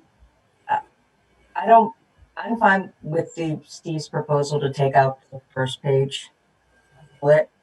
I still would like something, not even as a fourth bullet, but on the second page, but a third bullet right under, before sending proposals in May. So that the May, proposals are due on May 4th, I think should be last if we put that there. And then, but as a third bullet, still let it be known that,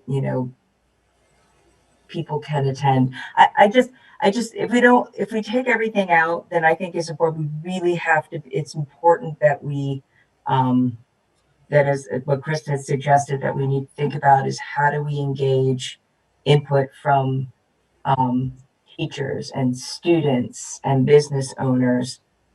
Teachers aren't going to be submitting a letter, I don't think, right? I don't even know if they think that would be appropriate. In fact, I think they might think it was frowned upon. And one of the things I liked about this bullet is I thought, oh gosh, teachers are being invited to freely be able to talk about their ideas without any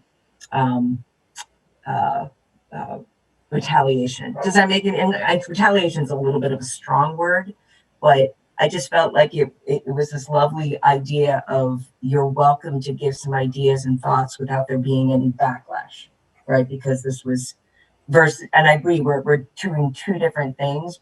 So if we really are trying to hone down like some serious proposals, I feel like there has to be an outlet where can teachers put a proposal together and not get backlash? I mean, I don't know. I don't know if that's appropriate or not, which is why I thought I was sort of, when I saw the first page, I thought, what a wonderful thing, Patrick, for you to put out, because you were definitely saying, hey, I'm opening myself up to your proposals and I'm going to let you speak your mind and have this be a sort of a transparent process, which I think is a lot of value. And I'm worried about taking that out altogether. I do understand the concern that it's going to get bogged down, but I do think that if teachers are there, if they want to make comments about proposals that are being made, I'd love to hear what they have to say without a teacher or a staff or a business member feeling like it's going to be somehow affecting them somehow. Does that make sense? So I was really heartened by that. So I'm really worried about that piece completely being out of it. But I think the meeting isn't really about giving presentations or sharing your ideas. I think it's really about learning about the problem and how we want to, and the information that you need to know to give a proper idea. Which is why I kind of regret the reversal of, I voted no against reversing the direction, because when at our last meeting last week, I got the impression that this informational meeting was to help people have tools to be able to make a proposal, right? So, and that was the goal. And so it's truly informational. And so I guess I see where, why the reverse order was important. And then people could hear really what's happening and then decide if they were going to come forward with the proposal, bring a letter of intent. But then I would think that there should be something else before now and the end proposal, potentially for more informational meeting, like maybe another one. Not to make your job a lot harder, Patrick, but I can just see you wanting to be able to figure out how to way to get information out. But then again, if people show up at that meeting, you could probably disseminate it on a website and they could access it that way, because clearly they would have been interested at that point. So I actually now really regret not reversing it, because to me, this is an informational meeting. So people, even teachers, who if they want to give input somewhere else as a community member, can put a proposal together. Yeah, sorry. I've heard. Krista. I'm really hoping that we can make sure there's places for input from all the stakeholders. And I'm making an assumption, so it could really be wrong, but I feel like my assumption is the majority of folks want to make sure they have a really active voice in this decision. And the minority of folks are working on a really specific proposal. And I want to make sure we hear from the majority input into the different options, because I think that's really critical. I'm just not sure that's going to come in the form of a fully baked alternative. I think it's more likely to come in the form of, making sure there's really robust places for us to offer that opportunity for input. And if next meeting you vote to allow the Community Engagement Committee to convene again, we can figure that out.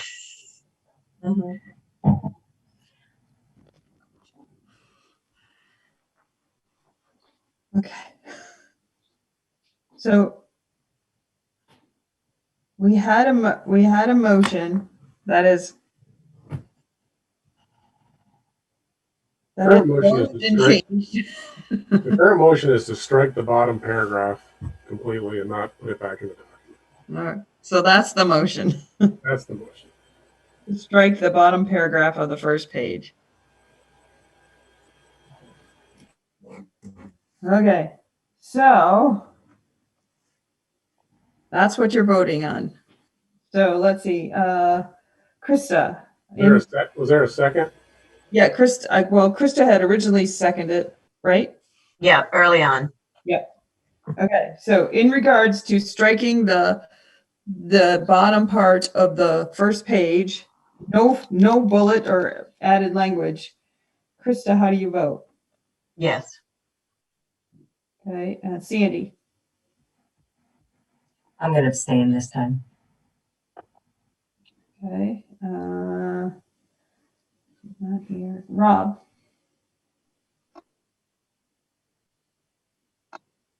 I'm going to vote no. Okay. Dave. Yes. Okay. Kevin. No. Steve. Yes. Andrew, Yes. Liz, Abstain. Sarah, Yes. okay, Annie, Abstain. I put a change my vote. Am I allowed, Dawn? yes, what is your change? I'm going to vote no. So you're opposed. So we have 5 in favor, 3 opposed, and 3 abstentions. So members are in favor of deleting the language on the bottom of the first page and no additional bullet on that one. Okay, so we'll make the adjustments to that and get it out as soon as possible so that people can begin work. Before you leave this, is there any interest in a motion in direct the superintendent to hold the meeting on the 24th? Or to hold the meeting, I guess we don't have to set a date, to hold a virtual information meeting. Just a point of order. Did we actually vote to approve this after all the amendments? Oh, you're right, Kevin. All right. I was going to say the same thing. All right, sorry. All right, so final, jeez, Louise. And there may be more amendments from all the hands that are up. Oh, let's see, Rob. Yeah, just so I'm clear at the end of the day, because the way we changed the language in those bullet points, someone could still submit a proposal even if they don't submit a letter, because I still am fearful of that turnaround time. If we're asking people by the 22nd of March, I just don't think it's a fair amount of time.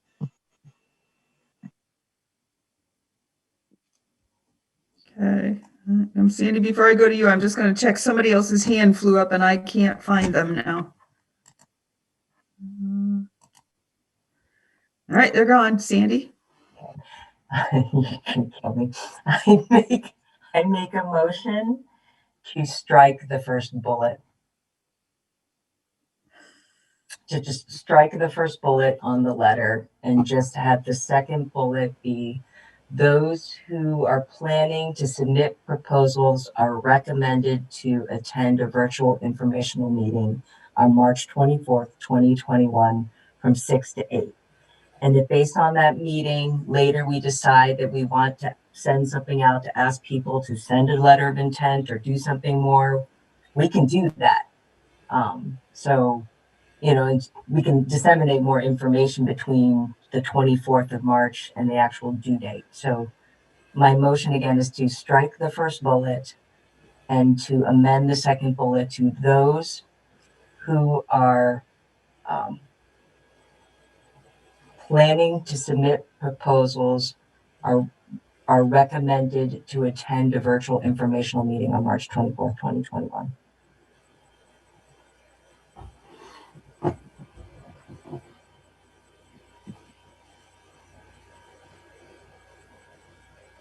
Okay, is there a second for Sandy's motion? I'd second. Okay. Discussion?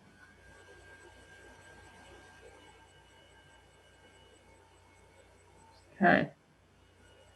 So the motion was to amend the proposal, what do we call it?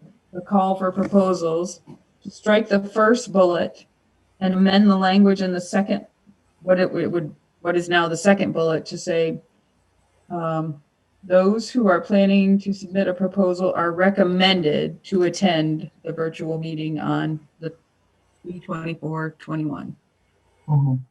Okay, so, yeah, all right. So in regards to that motion, let's see. Krista, how do you vote? So there's no letter required. That's what Sandy's proposing, yes. Oh, okay. No. Okay. Okay, Sandy? Yes. Okay. Rob? Yes. Dave? Yes. Kevin? No. Steve? I'm going to abstain. Andrew? No. No. Liz? No. Sarah LaPearl? No. Okay. Annie? Denny? No. Okay, so a motion does not carry. That's 1, 2, 3, 4, 5, 6 to 3 with 1 abstention. So that one does not carry. Okay. So back to where we are with all the revisions. So right now, we need final approval on the motion that for the call for proposals, that in the first bullet changes the required to asked, and in the second bullet changes it to recommended. And then I'm reading my notes.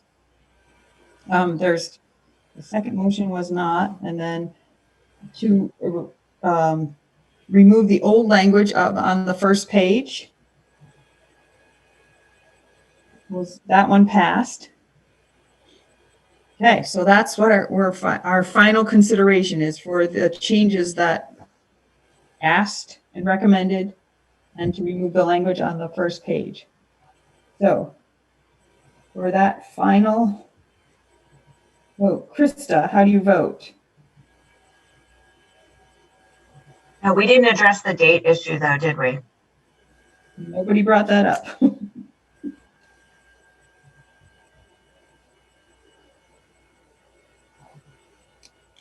I guess I vote yes.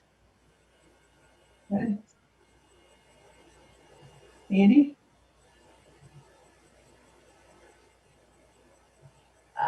For the whole, as a whole, Yes. I don't know why we couldn't have done it in parts. We approved the change of the bullets by the whole board, and then we decided to keep the top part out by a vote. Why do we have to vote for both of them together? We already have the result by each separate motion. Because they were amended, so we just approved each amendment, and then we have to approve it as a whole. There was a motion to approve the whole thing, and then it was amended twice. Yep, so we have to go back to the original motion. Sure. Okay.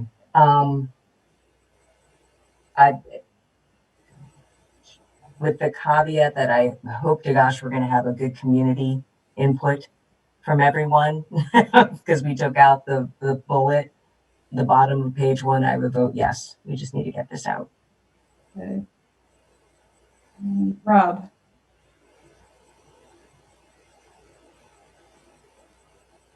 You're still muted. Yeah, sorry, I still concerned with that date turnaround, but I guess you don't have to submit a letter by the 22nd to still be able to put forth a proposal, that we work as a community engagement committee to engage more community members with ideas and stuff like that. We got to get something out there. So yes. Okay. Dave? You're muted, Dave. Nope, still muted. How about now? Okay, now we can hear you. So I guess I'll vote yes, although I'm pretty unclear about what I'm voting for. Okay, Kevin? I'd like to make the observation that there was less discussion on the shape of the table at the Paris peace talks than on this document, and I support it and will vote yes. Thank you, Steve Rooney. Yes. Okay. Andrew? Yes. Liz? Yes. Okay. Yes. Thank you. Annie? Yes. Okay. All right. Well, the motion passed with all those changes. Patrick, I'll make the changes so that it's easier and get it to you in the morning. Okay. Now, it's now 9:31, and we have two more items, neither of which I think we can devote time to at this point to have a rich discussion about either of them. So, I make a motion to table both of those action items. okay. So Andrew is making a motion to table. Is there a second? Annie. Annie? Any discussion? Yes, I have something really quick. Krista?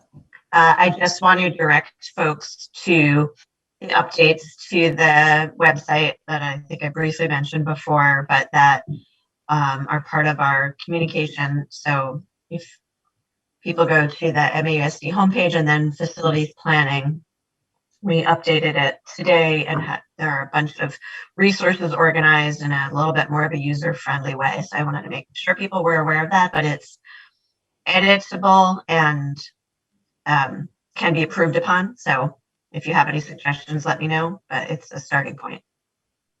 I saw it and it looks great. Very good job. Okay. All right. So all those in favor of tabling the item 4 and item G, please say aye. Aye. Aye. Let you do it by voice that time. All right. Sounds like everybody's in favor of that. We don't need an executive session. Public comment. Anybody got their hands up? Oh, Herb. Yes, thank you, Don. I guess my takeaway from the initial discussion is that the board didn't want to consider the community's proposal for, or some members of the community's proposal for a more, I guess, robust and transparent planning tool. I think Floyd did a good job, but I think he'd admit it was fairly narrow in terms of the database that was being proposed. And if that's the only tool that folks in the community have on which to base the proposal, they're going to have a tough time. I would urge you to, seriously consider what we put together in terms of a planning tool. It has a lot more data points. I think it would help answer a lot of the questions that people have around facilities, planning, costs, all that sort of stuff.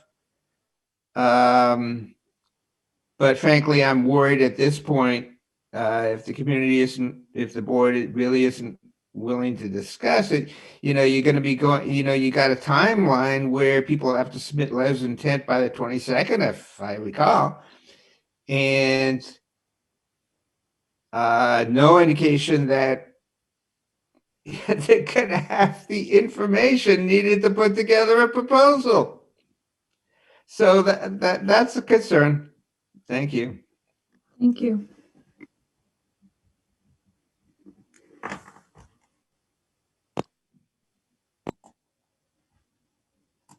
Anyone else? Oh, Tim. Yeah, thanks, Dawn. And I want to thank Krista for talking about use of language earlier in the meeting. It really was important. And, I do hope, it sounds like you guys are pretty tired. I understand that.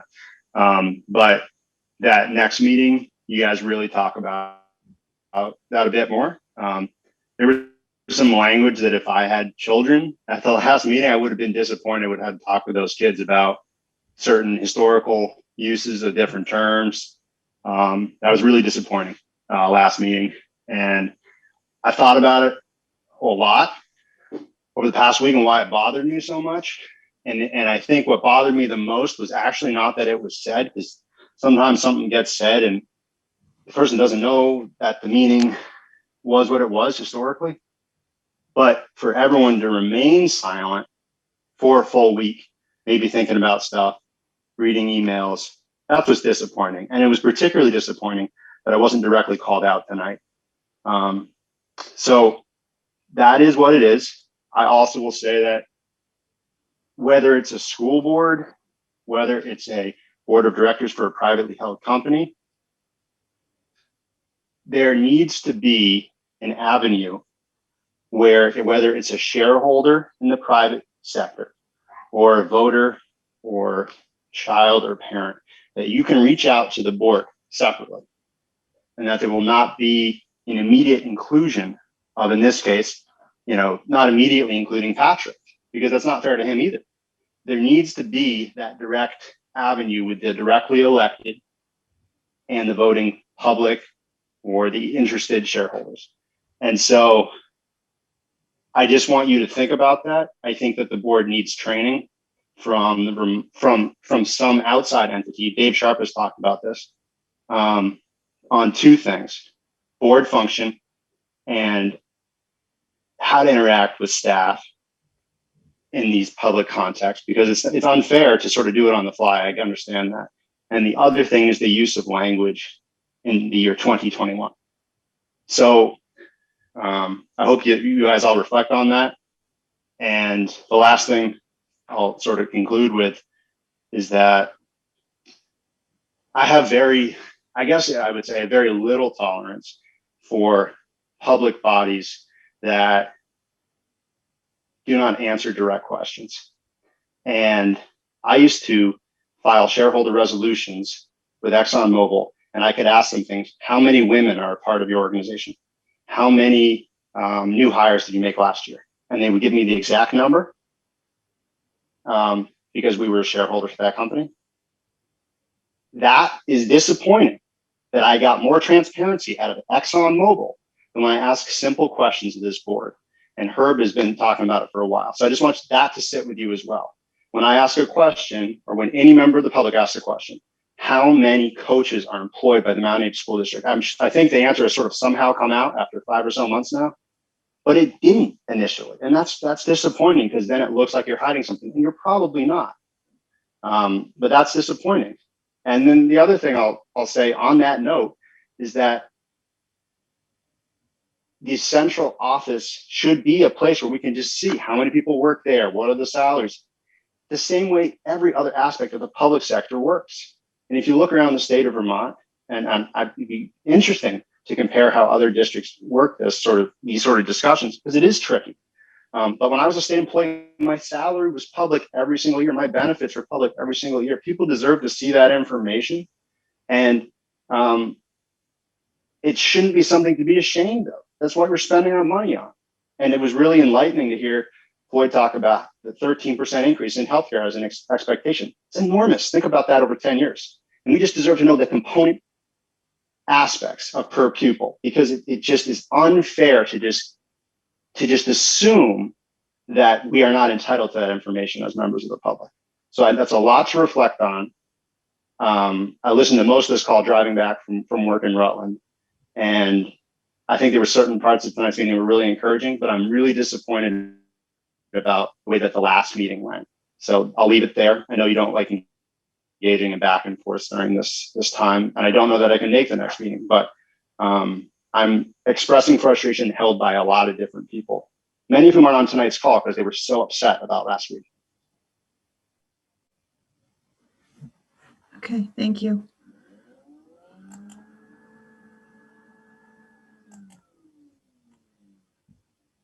All right, I don't see any more hands.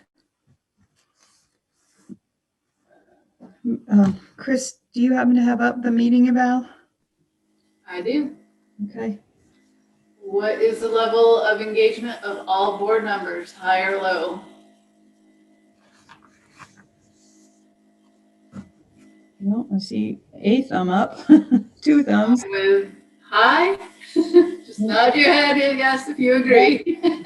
I'm seeing more thumbs come up. Okay.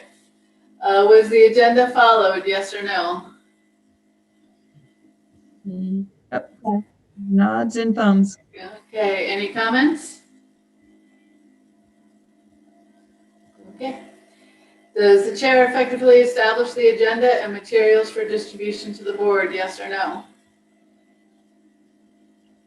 See thumbs. Okey-dokey. Any comments? I have a comment. Okay.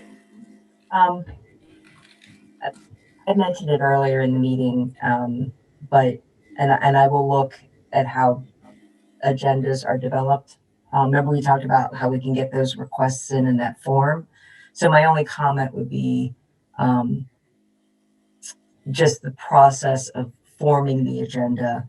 I'm hoping that we can have follow up on Dawn of that form that we can do to submit to help build the agenda as a board.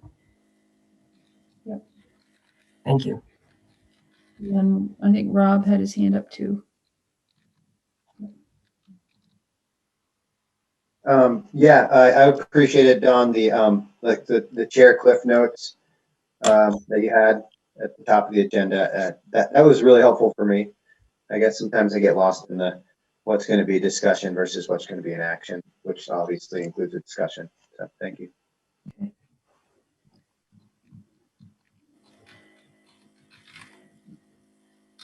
Anything else? Oh, I'm not seeing anybody else. All right. Is the chair effective in fostering a professional culture regarding fair and open deliberation, full participation of all members, and ensuring the integrity of the board process? Yes or no? Yes. Any comments?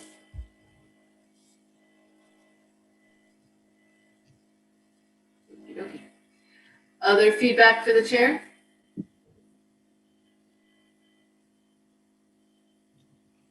Okay. What went well with the meeting?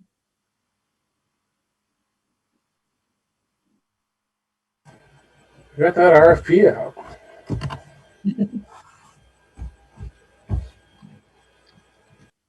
What suggestions do you have for ways to improve future meetings?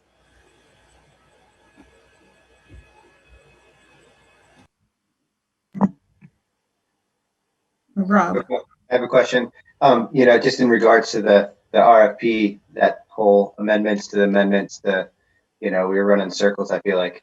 Don, I guess as a chair, do you have to be the one that's sort of taking those notes and going through that? Could we get some extra help so that you can more facilitate maybe the discussion and not have to go back and forth? That's just a question. At some point, I have to be able to read back what everybody is getting. So I try to take notes so that I can keep track of where we are, kind of thing. It's a little tough when 13 people are trying to word craft. It is very. No matter what you do. Yep. Anybody else? Nope, I'm not seeing it. That's a wrap. Okay. All right. I think that was the last one, right? Yes. Okay. Is there a motion to adjourn at 9:48? Yes, I make a motion to adjourn. I'll second. Sarah LaPearl and Andrew second. All those in favor of adjourning, please say aye. Aye. Hi. Any opposed? Any abstentions? Okay. All right. Thank you, Floyd. Thank you. Thanks, guys.